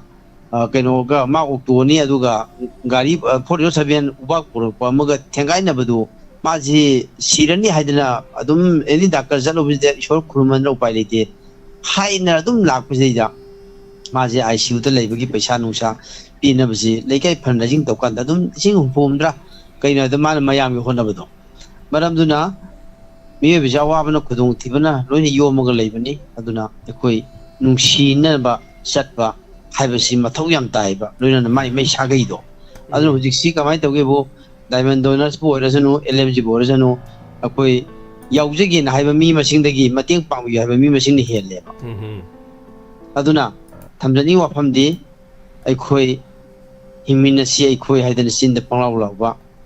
aduna di tingbang bi yauduna yaroi aduga mi ani thoi awaba tabasida mating pangda yadi haina khanba kangbu ma awaba do mingonda mathang wari lihiba mating di yaudaba hoi adune ba samna awaba mugi video ma sa akoi gi keno tawba pau tamna bana tran video thagani aduna uja koina hona jalisina awaba du video ma semaga natragana kogi tingbang amagi hapaga maduda tawna bohona jabani maramaduna koi senamaki koina suri jaliba tale paisa mayamji nungaiba wakhal ama oinanaba nungai putsi mo oinabani aduba ikoina basana ju mi ba jati si keno samajing ni hingba jati ni mi ne mi gi mateng pangwa haibani maramaduna koi sibida karisu puba yaroi hena bukin chawji aina sumi yengbada lairaba section kangbuga ina kumna section kangbuga ji bukin chawji aphep akoi ꯃꯆꯤꯟꯖꯥꯛ ꯈꯤꯇꯪ ꯆꯥꯖꯕ ꯆꯥꯕ ꯊꯛꯄ ꯋꯥꯠꯆꯗꯕ ꯑꯗꯨꯒꯨꯝꯕ ꯃꯤꯁꯤꯅ ꯍꯦꯟꯕꯗꯧꯅ ꯇꯧꯋꯦꯕ ꯑꯗꯨꯅ ꯃꯁꯤ ꯋꯥꯈꯜꯂꯣꯟꯁꯤ ꯈꯤꯇꯪ ꯊꯩꯗꯣꯛ ꯇꯧꯕ ꯃꯔꯝꯗꯤ ꯀꯩꯅꯣ ꯍꯥꯏꯔꯒ ꯑꯩꯈꯣꯏꯒꯤ ꯃꯔꯛꯇ ꯑꯋꯥꯕ ꯇꯥꯕꯗꯣ ꯃꯇꯦꯡ ꯄꯥꯡꯗ꯭ꯔꯒꯗꯤ ꯏꯁꯣꯔꯁꯤ ꯂꯩꯕꯅꯤ ꯑꯇꯣꯞꯄ ꯐꯠꯇꯕ ꯑꯃꯗ ꯑꯗꯨꯝ ꯆꯠꯍꯟꯒꯅꯦꯕ ꯏꯁꯣꯔꯁꯤꯅ ꯀꯩꯅꯣ ꯍꯥꯏꯔꯒ ꯅꯪꯒꯤ ꯅꯃꯤꯠꯇ ꯑꯗꯨꯝꯕ ꯑꯋꯥꯕ ꯑꯃ ꯎꯔꯒ ꯅꯪꯅ ꯀꯥꯜꯂꯒ ꯆꯠꯄꯗꯨꯗꯤ ꯍꯦꯔꯥ ꯅꯪꯅ ꯑꯗꯨꯗ ꯅꯠꯇ꯭ꯔꯁꯨ ꯑꯇꯣꯞꯄ ꯑꯃꯗ ꯄꯩꯁꯥ ꯆꯠꯍꯟꯈꯤꯗꯣ ꯍꯥꯏꯗꯅ ꯌꯨ ꯑꯃꯨꯛ ꯊꯛꯍꯟꯒꯅꯤ ꯑꯗꯩ ꯑꯃꯨꯛ ꯈꯟꯅꯍꯟꯒꯅꯤ ꯒꯥꯔꯤ ꯑꯃꯨꯛ ꯀꯟꯅ ꯊꯧꯍꯟꯒꯅꯤ ꯑꯃꯨꯛ ꯊꯦꯡꯒꯥꯏꯅꯍꯟꯒꯅꯤ ꯋꯥꯔꯤ ꯐꯥꯎꯕ ꯑꯗꯨꯅ ꯏꯁꯣꯔꯅꯁꯨ ꯌꯥꯅꯕ ꯃꯤꯅꯁꯨ ꯌꯥꯅꯕ ꯌꯥꯝꯅ ꯄꯥꯡꯉꯣ ꯍꯥꯏꯕ ꯅꯠꯇꯦ ꯉꯁꯥꯏꯒꯤ ꯑꯣꯖꯥꯅ ꯍꯥꯏꯖꯩꯗꯣ ꯃꯤ 5,000ꯒꯤ ꯍꯧꯖꯤꯛ ꯁꯝꯅ ꯃꯤ 10,000 ꯃꯥꯟꯅꯒꯣꯅꯦ ꯑꯗꯨ ꯇꯥꯔꯗꯤ ꯑꯣꯖꯥ ꯂꯥꯛ ꯀꯩꯅꯣꯅꯤꯀꯣ ꯂꯥꯛ 50ꯅꯤ ꯂꯥꯛ 5ꯅꯤꯀꯣ ꯂꯥꯛꯏꯁꯦ ꯂꯥꯛ 10 ꯂꯤꯁꯤꯡ 10 ꯂꯥꯛ 10ꯅꯦꯕ ꯂꯥꯛ 10ꯁꯤ ꯑꯩꯈꯣꯏꯗꯒꯤ ꯂꯨꯄꯥ 100 ꯈꯛꯇꯅꯦꯕ 100 ꯍꯥꯏꯁꯦ ꯀꯩꯁꯨ ꯅꯠꯇꯦꯕ ꯌꯦꯟ ꯕꯣꯏꯂꯔ ꯀꯦꯖꯤ ꯑꯃꯁꯤ 250 ꯄꯤꯔꯦ ꯑꯗꯨ ꯑꯣꯏꯇꯥꯔꯒꯗꯤ ꯀꯦꯖꯤ ꯇꯪꯈꯥꯏ ꯑꯃ ꯆꯥꯔꯒ ꯀꯩꯅꯣ ꯑꯂꯨ ꯈꯤꯇꯪ ꯍꯥꯞꯄ ꯂꯣꯏꯔꯦ ꯑꯗꯨ ꯋꯥꯔꯤꯕꯨ ꯑꯣꯖꯥ ꯌꯥꯏꯁꯦ ꯑꯗꯒꯤ ꯉꯥꯁꯤ ꯀꯩꯅꯣ ꯑꯩꯈꯣꯏꯒꯤ ꯉꯥꯁꯤ ꯊꯣꯡꯒꯗꯧꯗꯨ ꯉꯧꯔ ꯂꯣꯏꯔꯦ ꯉꯥ ꯊꯣꯡꯕꯁꯤꯗꯤ ꯌꯥꯝ ꯂꯨꯕꯅꯤ ꯑꯩꯈꯣꯏꯒꯤ ꯊꯤꯟꯗꯁꯨ ꯌꯥꯗꯕꯅꯤ ꯉꯥ ꯉꯧꯕ ꯊꯤꯟꯅꯗꯦꯗꯅ ꯑꯣꯖꯥ ꯑꯗꯨ ꯉꯥ ꯊꯣꯡꯕꯗꯤ ꯊꯤꯟꯗ ꯌꯥꯗꯦꯕ ꯑꯩꯈꯣꯏ ꯌꯨꯝꯊꯪꯅꯕ ꯃꯅꯝꯗꯨ ꯄꯥꯏꯊꯣꯛꯏꯃꯤꯅ ꯑꯗꯨꯅ ꯑꯗꯨꯒꯤꯗꯨ ꯌꯥꯏꯑꯕ ꯑꯗꯨꯒ ꯑꯩꯈꯣꯏꯒꯤꯁꯦ ꯑꯐꯕꯗ ꯑꯩꯈꯣꯏꯒꯤ ꯆꯠꯅꯕꯤꯁꯦ ꯃꯁꯤꯁꯦ ꯑꯗꯣ ꯑꯩꯈꯣꯏꯁꯦ ꯀꯃꯥꯏꯅ ꯇꯧꯒꯦꯕꯨ ꯑꯃꯅ ꯇꯧꯈꯤꯕꯗ ꯑꯃꯅ ꯌꯥꯎꯒꯟꯗꯕ ꯑꯗꯨ ꯁꯨꯃꯥꯏꯅ ꯇꯧꯋꯤꯗ ꯑꯣꯖꯥꯗꯒꯤ ꯌꯥꯝꯅ ꯍꯦꯟꯒꯠꯄ ꯊꯥꯛꯀꯤ ꯃꯤꯁꯤꯡꯁꯦ ꯑꯣꯖꯥꯅ ꯊꯕꯛ ꯇꯧꯕꯗ ꯃꯇꯨꯡ ꯏꯟꯕ ꯃꯤꯒꯤ ꯃꯁꯤꯡꯁꯤ ꯌꯥꯝ ꯇꯥꯡꯅꯦꯕ ꯑꯩ ꯍꯥꯏꯗꯤ ꯑꯩꯈꯣꯏꯗꯒꯤ ꯂꯥꯏꯔꯤꯛ ꯂꯥꯏꯁꯨ ꯍꯩꯔꯕ ꯄꯩꯁా ꯃꯌꯥꯝ ꯄꯥꯏꯔꯕ ꯊꯕꯛ ꯑꯆꯧꯕ ꯇꯧꯔꯕꯁꯤꯡꯗꯣ ꯑꯗꯨ ꯍꯧꯗꯣꯔꯛꯑꯣꯕ ꯍꯨꯏꯅ ꯈꯣꯡꯒꯗꯧꯕꯗꯨ ꯈꯣꯡꯗ꯭ꯔꯗꯤ ꯒꯙꯥꯅ ꯈꯣꯡꯕ ꯀꯩꯁꯨ ꯀꯥꯏꯗꯦ ꯑꯣꯖꯥ ꯎ ꯂꯩꯇꯕ ꯃꯐꯝꯗ ꯀꯦꯒꯦꯟ ꯌꯨꯝꯕꯤ ꯑꯣꯏ ꯍꯥꯏꯕꯅꯦꯕ ꯑꯩꯈꯣꯏꯁꯨ ꯑꯣꯖꯥ ꯍꯧꯖꯤꯛ ꯃꯇꯤꯛ ꯆꯥꯔꯦ ꯀꯩꯁꯨ ꯅꯠꯇꯦ ꯇꯧꯖꯔꯤꯁꯦ ꯑꯩꯈꯣꯏꯁꯨ ꯃꯇꯤꯛ ꯆꯥꯔꯦꯅ ꯇꯧꯕ ꯅꯠꯇꯦꯕ ꯑꯗꯨꯝ ꯌꯦꯡꯗꯅ ꯂꯩꯒꯗ꯭ꯔꯕ ꯁꯣꯁꯤꯌꯦꯜ ꯃꯦꯗꯤꯌꯥꯗ ꯑꯩꯈꯣꯏꯅ ꯐꯣꯟ ꯄꯥꯏꯔꯤꯁꯤꯕꯨ ꯑꯩꯒꯤ ꯏꯃꯨꯡꯒꯤ ꯉꯥ ꯑꯍꯥꯎꯕ ꯆꯥꯕ ꯊꯥꯒꯠꯄ ꯑꯗꯒꯤ ꯑꯩ ꯏꯃꯨꯡꯅ ꯀꯣꯏꯕ ꯆꯠꯄꯒꯤ ꯐꯣꯇꯣ ꯊꯥꯒꯠꯅꯕ ꯑꯗꯒꯤ ꯑꯩꯒꯤ ꯏꯃꯨꯡꯅ ꯉꯁꯥꯏꯒꯤ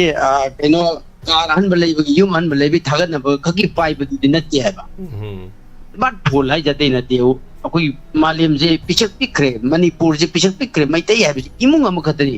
ꯑꯗꯨꯅ ꯏꯃꯨꯡꯗꯨꯗ ꯅꯪ ꯃꯦꯝꯕꯔ ꯑꯃ ꯑꯣꯏꯔꯕꯅꯤ ꯅꯪꯅ ꯎꯅꯅꯕ ꯈꯛꯇ ꯅꯠꯇꯦ ꯎꯔꯒ ꯃꯇꯦꯡ ꯄꯥꯡꯉꯨ ꯍꯥꯏꯕꯅꯦꯕ ꯃꯔꯝ ꯑꯗꯨꯅ ꯁ꯭ꯃꯥꯔꯠ ꯐꯣꯟ ꯊꯣꯛꯂꯀꯥꯟꯗ ꯑꯩꯈꯣꯏꯅ ꯂꯤꯡꯖꯦꯜ ꯃꯥꯟꯅꯗꯕ ꯀꯥꯏꯅ ꯌꯦꯠꯄ ꯈꯣꯠꯄ ꯀꯥꯏꯅ ꯇꯧꯕꯁꯦ ꯃꯁꯤ ꯌꯥꯝ ꯏꯀꯥꯏꯅꯤꯡꯉꯥꯏꯅꯤ ꯑꯗꯨꯅ ꯉꯝꯖꯕ ꯊꯥꯛꯇ ꯑꯩꯅ ꯍꯤꯡꯂꯦ ꯁꯤꯕ ꯀꯔꯤ ꯄꯨꯗꯣꯏꯅꯣ ꯑꯗꯨꯅ ꯏꯆꯥ ꯏꯁꯨꯒꯤꯗꯃꯛꯇꯁꯨ ꯌꯥꯝ ꯄꯩꯔꯒ ꯊꯝꯕꯤꯔꯨꯒꯅꯨ ꯃꯔꯝꯗꯤ ꯀꯩꯅꯣ ꯍꯥꯏꯔꯒ ꯏꯆꯥꯁꯤꯡ ꯑꯩꯈꯣꯏꯒꯤ ꯌꯥꯝꯅ ꯏꯅꯥꯛ ꯀꯩꯔꯥꯛ ꯈꯨꯟꯕ ꯑꯉꯥꯡꯁꯤꯡꯅ ꯑꯣꯛꯇꯦ ꯍꯥꯏꯁꯦ ꯑꯇꯩ ꯀꯩꯁꯨ ꯅꯠꯇꯦꯕ ꯑꯣꯖꯥꯁꯨ ꯑꯣꯖꯥꯅ ꯅꯤꯡꯉꯤꯈꯩ ꯁꯨꯝ ꯄꯤꯌꯣꯕ ꯄꯤꯗꯤ ꯄꯣꯠꯇꯣ ꯃꯒꯨꯟ ꯌꯥꯎꯔꯣꯏꯕ ꯑꯦꯂꯣꯄ꯭ꯂꯦꯟ ꯑꯃ ꯇꯣꯡꯅꯤꯡꯉꯤ ꯏꯃꯥ ꯑꯦꯂꯣꯄ꯭ꯂꯦꯟ ꯄꯤꯕ ꯑꯗꯒꯤ ꯏꯃꯥ ꯕꯥꯏꯛ ꯑꯃ ꯇꯣꯡꯅꯤꯡꯉꯤ ꯕꯥꯏꯛ ꯄꯤꯕ ꯑꯦꯅꯤ ꯁꯨꯝ ꯄꯤꯕ ꯄꯤꯔꯒꯗꯤ ꯃꯒꯨꯟ ꯂꯩꯔꯣꯏꯕ ꯑꯣꯖꯥꯅ ꯃꯒꯨꯟ ꯂꯩꯗꯣꯏꯁꯤ ꯀꯔꯤꯅೋ ꯍꯥꯏꯕꯗ ꯌꯦꯟ ꯆꯥꯅꯤꯡꯉꯦ ꯄꯩꯁꯥ ꯂꯩꯇꯦꯅ ꯍꯥꯏꯕꯗ ꯑꯣꯖꯥꯅ ꯅꯥꯃꯠ ꯑꯃ ꯁꯨꯔꯒ ꯃꯗꯨꯗ 500 ꯐꯪꯉꯛꯄꯗꯒꯤ ꯌꯦꯟ ꯀꯦꯖꯤ ꯑꯃ ꯂꯨꯄꯥ 200-100 खाइदोगा मधुदा चाबदुनेबा हाउदुरिजे अदु नतने हे अइना इचागी दमतनी इशुगी दमतनी नको मैम पैरे थंबा हयें लोक तोम कुलकनी अदुगा माना नुंगाइबसि थेरक मतमदा निसादा तानेबा मरम अदुना एकोइ हिमिनसी एकोइ हिम हनसी मखोइ एकोइ खजिक खजिक न पुंजलगा अपमन पांगल सागपिनसी एकोइ निंजी मानबा हाइबसे सिदी छुइन येतबा फबदा फत्तबदा येलाबा मधु फरबने अफबदि येना गुमजे हाइबा गुमजे अरोइबदा थमजिगे मतम जुलोर पानी सागत चरियोदा तम सुलोरे चुमने दो बोजा होय बोजान फजबो अपम याव यामरम तापिरिबे सिंग अदुबो यावदि यावनिंग बहुन मंगम जदबा दुगा थांग मंगम जदबा सेंथोक लेतब सु क्यामन यावबिरंगन अदुबो कैसु काय लेते मतम अमा सोइन ngamba lakchani अदुगा करिगो मखरा हौदोक्त्रबदि अहौबो लेत्रबदि मतुंग इन मसु लेते ओजान सायम फजबो अपम हाय अखोइन तौजैसे आइगा मानबा और नत्रगा आइगा लेंग मानबा आइगी वाखलोन मानबदुने चटमिनैसे अदो अखोइदगी हेनग्रबा मीने न मसक खंगबा लेबदो अखोइसिदि याउदे चुमने ओजाना हाइबिरिदो अइंगोंदगी हेनगिबा अइनि हेलेंग खनबा मे अखोइसिदि याउदे अदो याउदे ना कैसो के लेते मरमदि मागी जगा अमा मागी मफम अमदगी मागी कथोकपा ngama contribution अमा to our society अखोइगी society दा अखोइगी फुरबसिगी दमा तौबा दुम ngamba ओरदि इट्स हेम सब माने कैसो काइदि मफम अमदगी अखोइना खरा अमना खरा samna haribada khohi ama haibasi khohi du khoina sari bu khohi sida uchek na khoigi khoi sina mana hangama pane kakta mana mahi lawru natte tongan ba lyric mayam ste moin lawru lyric mayam do punchila kan thammani मदर पुंसिल लकान खोई ही ओइबने highway ताय अदुमाइन तौदना पुरुप सिगी नत्र कनागुमनि खोई अंगम थाक तले होना बकेम तो काइदे थागचरी थैंक यू सो मच याम कना दुम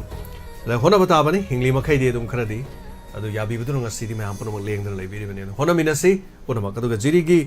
aduga te gi mateng pangmagi sakoi thoina hojok chadabani maramdi diamond donors ki family gi thorom amasu leibana adubu akoi tangai fadana BBF ki kanguna haibirakpa akoi da mateng pangbiyo haina machen thokna hairakpa si leibani na koi khar pangna hona jari adu masi da natrasu mafam kya da koi tawna hona jage kodong popi dagi papi lupa changwa jirigi damo pangbirakpa Niktojam Hewabati Lupa Chahum Jirigi Damo Pambirokpa Sanatomi Niktojam Lupa Satroni Jun Thagi Lupa Chamani Duga Lupa Changwan Jirigi Damoktan Hena Pibirokpani Thagachari Sanatomba Soren Changbam MPTC Pangai Lupa Chama face to face ke Pambiraki Thank you so much Aduga Tonjam Sumati Lilong Chajing Mamang Lekai Jirigi Damo Lupa Sani Pambirokpani Aduga Ima Ranjana Sagol Bandagi Pateng Pambirokpa Lupa Changwa Jirigi Damok Thagachari Aduga Hana Nathagachari, Samana, Donors Mitki, Pambirapa Puna, Lupalisima, Pambirapani, Dugam Tathagachari, Aduga Punima Seram, Jiribamdagi, Jiribamgi have Punima Seram, Jiribamgi, the Moktana, Tapirapani, Thagachari, thank you so much. Amateng Pambirapa, Sigi the Magaduga Jirigi Mateng, da Matanga, Ilokachage, Mateng, say, Yaring, Ming happy at the Kamuaini. Oh. Asai topic re lamban mayum memdon lupa chonga pangbirakpa thagachari sigina makuduga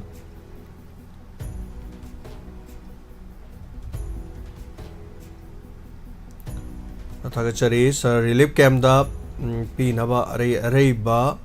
ngamjaba khudo lamlen ating ba maira pai bising na chinjabagi mami ne tapire dubo ai mami si uchabadi ngamjaudre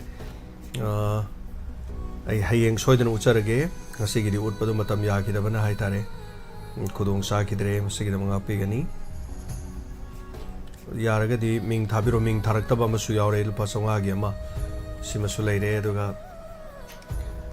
teng pangbirakibada ngarang degi kapo ragidi ngasai kapadi koina punmak se loinamak kano tawjaba ya ba haitare ko na khudaki oina hoji kapsalak pusida di dum koina ngausi anyway Thagachari Ima Nomai Bung Memagi Pasonga Ziri Gawana Gidamakta Ima Mema Thagachari Nomai Bungdagi Aduga Ate Aina Lautok to Yar screenshot Dum Tabirak Sinatraga in a copy Toraga Hayengi from the Sweden Maki Lautok Thagachari and a Mapung Pan Vivasi Damotomi Apama Pavaya Pavapunama Oiminasi Aduga Pekwe Diamond Gi Donors ki maike dige made koi maike dige tawungamba koi ngamjaba khara hai batare angamba lamjaba ide painam dam sigidama punga pa sigidama koi mathang hona duna lagli hona kigani aga charinga sigidi matanga sida pungi warol shinjaba yabalo jere punama pu james sagur jamna khrom jare take care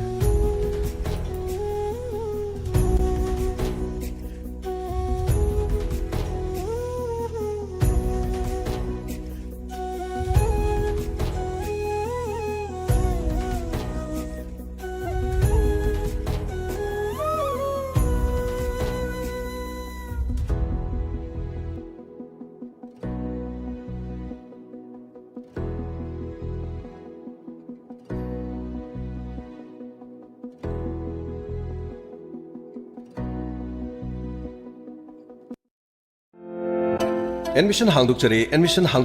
Brilliance School Malong Tulian Maka Imphal West Class 11 gi Science amadi Arts ki oina 2024 gi admission Hangdukchari Khudong chab singdi 70 PC digi 79 PC fawi manungda leiba mahiroi sing admission fee lawjaro amadi textbook free oijagani 80 PC digi 89 PC fawi manungda leiba mahiroi singi dama admission fee lawjaro amadi thagi fee lawjaro amadi textbook free oijagani 90 PC gi mathakta leiba mahiroi sing admission free oijagani loinana thagi fee lawjaro amadi textbook free oijagani loinana uniform free oijagani 60 PC digi 69 PC fawi manungda leiba arts ki mahiroi singi dama admission fee lawjaro masi khakta natana tongan ba mahiroi sing na khudong saba kaya marum pijari akak na sit masing khara khaktani nupa masa amadi nupi masa singi tongan ba hostel gi khudong saba leijari transport bus amasung van gi khudong saba leijari hen akupa maru gi dama call to view 9612171646 amukana 9612171646 Brilliance School Malong Tulian Makha Imphal West Hangdukchari Ayush Healing Point Armani Building Pakhang Lapam Pareng Kaksing Khunyai Lekai मफम मसिदा Ayush की lying बगी खुदोंग साबा फंगबिरगनी लोइनना मखल खुदिमकी therapy तौबगी खुदोंग साबसु फंगबिगनी थेरेपी मखल सिंग अदुदी homeopathic consultation yoga and naturopathic consultation AYUSH medicine acupuncture massage therapy yoga therapy steam bath ultrasound therapy interferential therapy infrared therapy vibromassage back therapy weight loss therapy asina sima makhal kaya gi therapy sing phangbigan loinana liver gi anaba amadi kidney da nung leiba amadi tonsillitis skin gi problem loinana nupi gi anaba sing amadi anxiety stress tumba yadaba sina singba sigi lahingi khudong saba pijari basi khaktana tana allergic oiba gout leiba heart amadi masigi mari leinaba leina sing diabetes amadi haksang gi weight hengatpa tonga tonga balena kaya gi maram dasu tanabi be yagani ningtau kaba numit tagina thangja numit ki ayuk pung 8 dagina pung 2 fauba loinana nomaiji numit ayuk pung 9 dagina nungthil pung 3 faubagi doctor unabi bagi khudong saba phangbigan akopa marol gi dama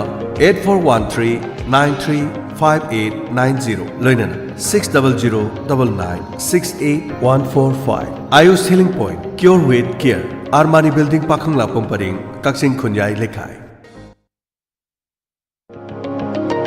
Nungairabo Paujel Dr. Johnson Need Coaching Center Thobal Athopa Coaching Center Asigi NEET 2025 Kidamakta Form Thaba Hausari Tuition Center Asida Handak 10 Thakraba 11 amadi 12 tamliba mahiroi amadi 12 pass tawraba doctor tambagi exam thabiningba mahiroi singna yawbi bayagani center asida piriba khudong saba singdi mock test amadi mali test pangthok jagani loinana tips and tricks araiba method kaya takpi tambigani yamna khudong charibadi doctor masagi NEET pass tawkibagi experience kaya sijenaduna yamna line selection tawnanaba takpi tambigani batch asida satra tara khaktama lawjagani Thawai yauba mahiroi amadi mama bapa singna pau phobiro 76309888906 amukahna 76309888906 ahan balakpada ahan khudong saba bijagani ngasi mak tanabi Dr. Johnson NEET Coaching Center Thobal Athopam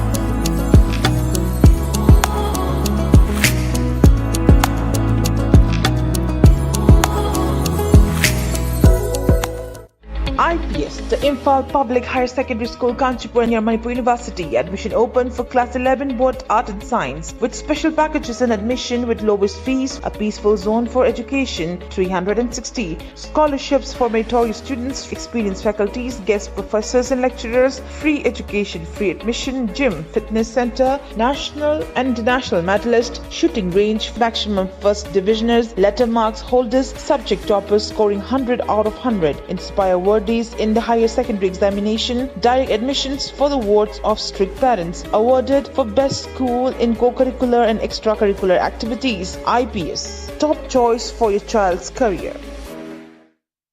Admission open adongi isabu mahi machine gi taibangda karomda chathanbiba pambibage pumnamak Imphal Valley Academy gari makhalakai airport road ta leijare academic session lisingani kunmari kunmanga ge science amasung arts stream da class 11 da mention ba admission form thajare mahiroi singi damak school asina mapung faraba campus thamli masida natana experience leiraba oza singna mahiroi singbu masada masagum takpi tambiri matik sarava science laboratory smart class yauna NEET amasung G aspirant singi damak foundation course nabagi khudong saba su pizari masigi mathakta nupa amasung nupi gi tongan ba hostel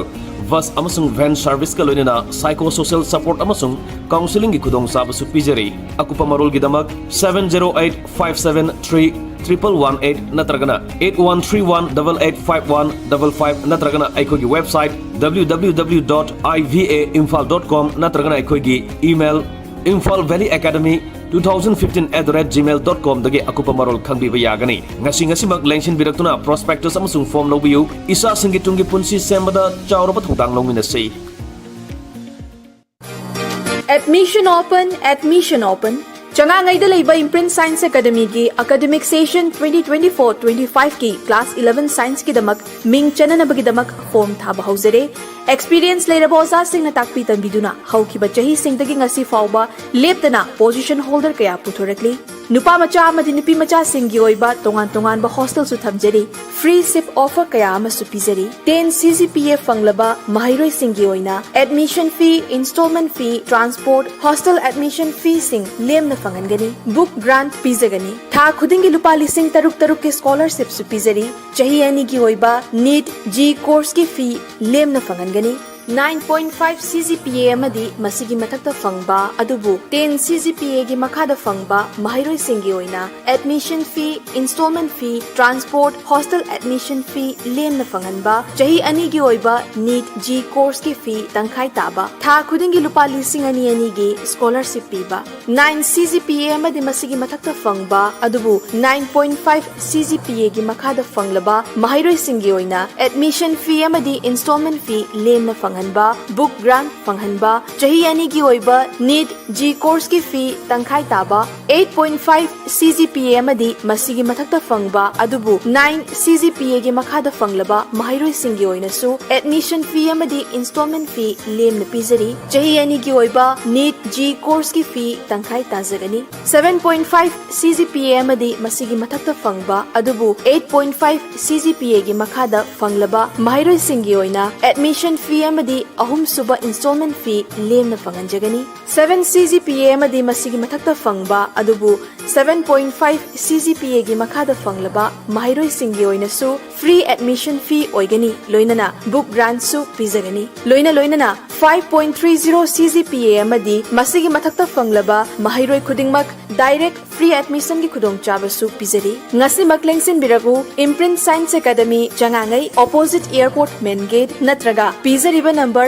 9362141166 amuk tangahana 9362141166 ta pau faubiu National amadi State Awardee MD Jia Ulak Pusamna makhada pizariba layong sing asi layangjari manung changba yadaba manung changbada chang naidaba manung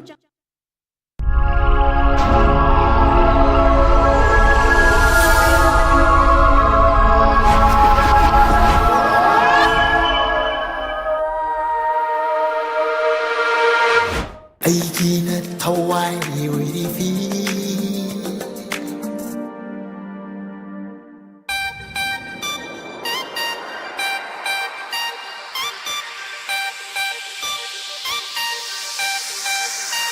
Khoi daru re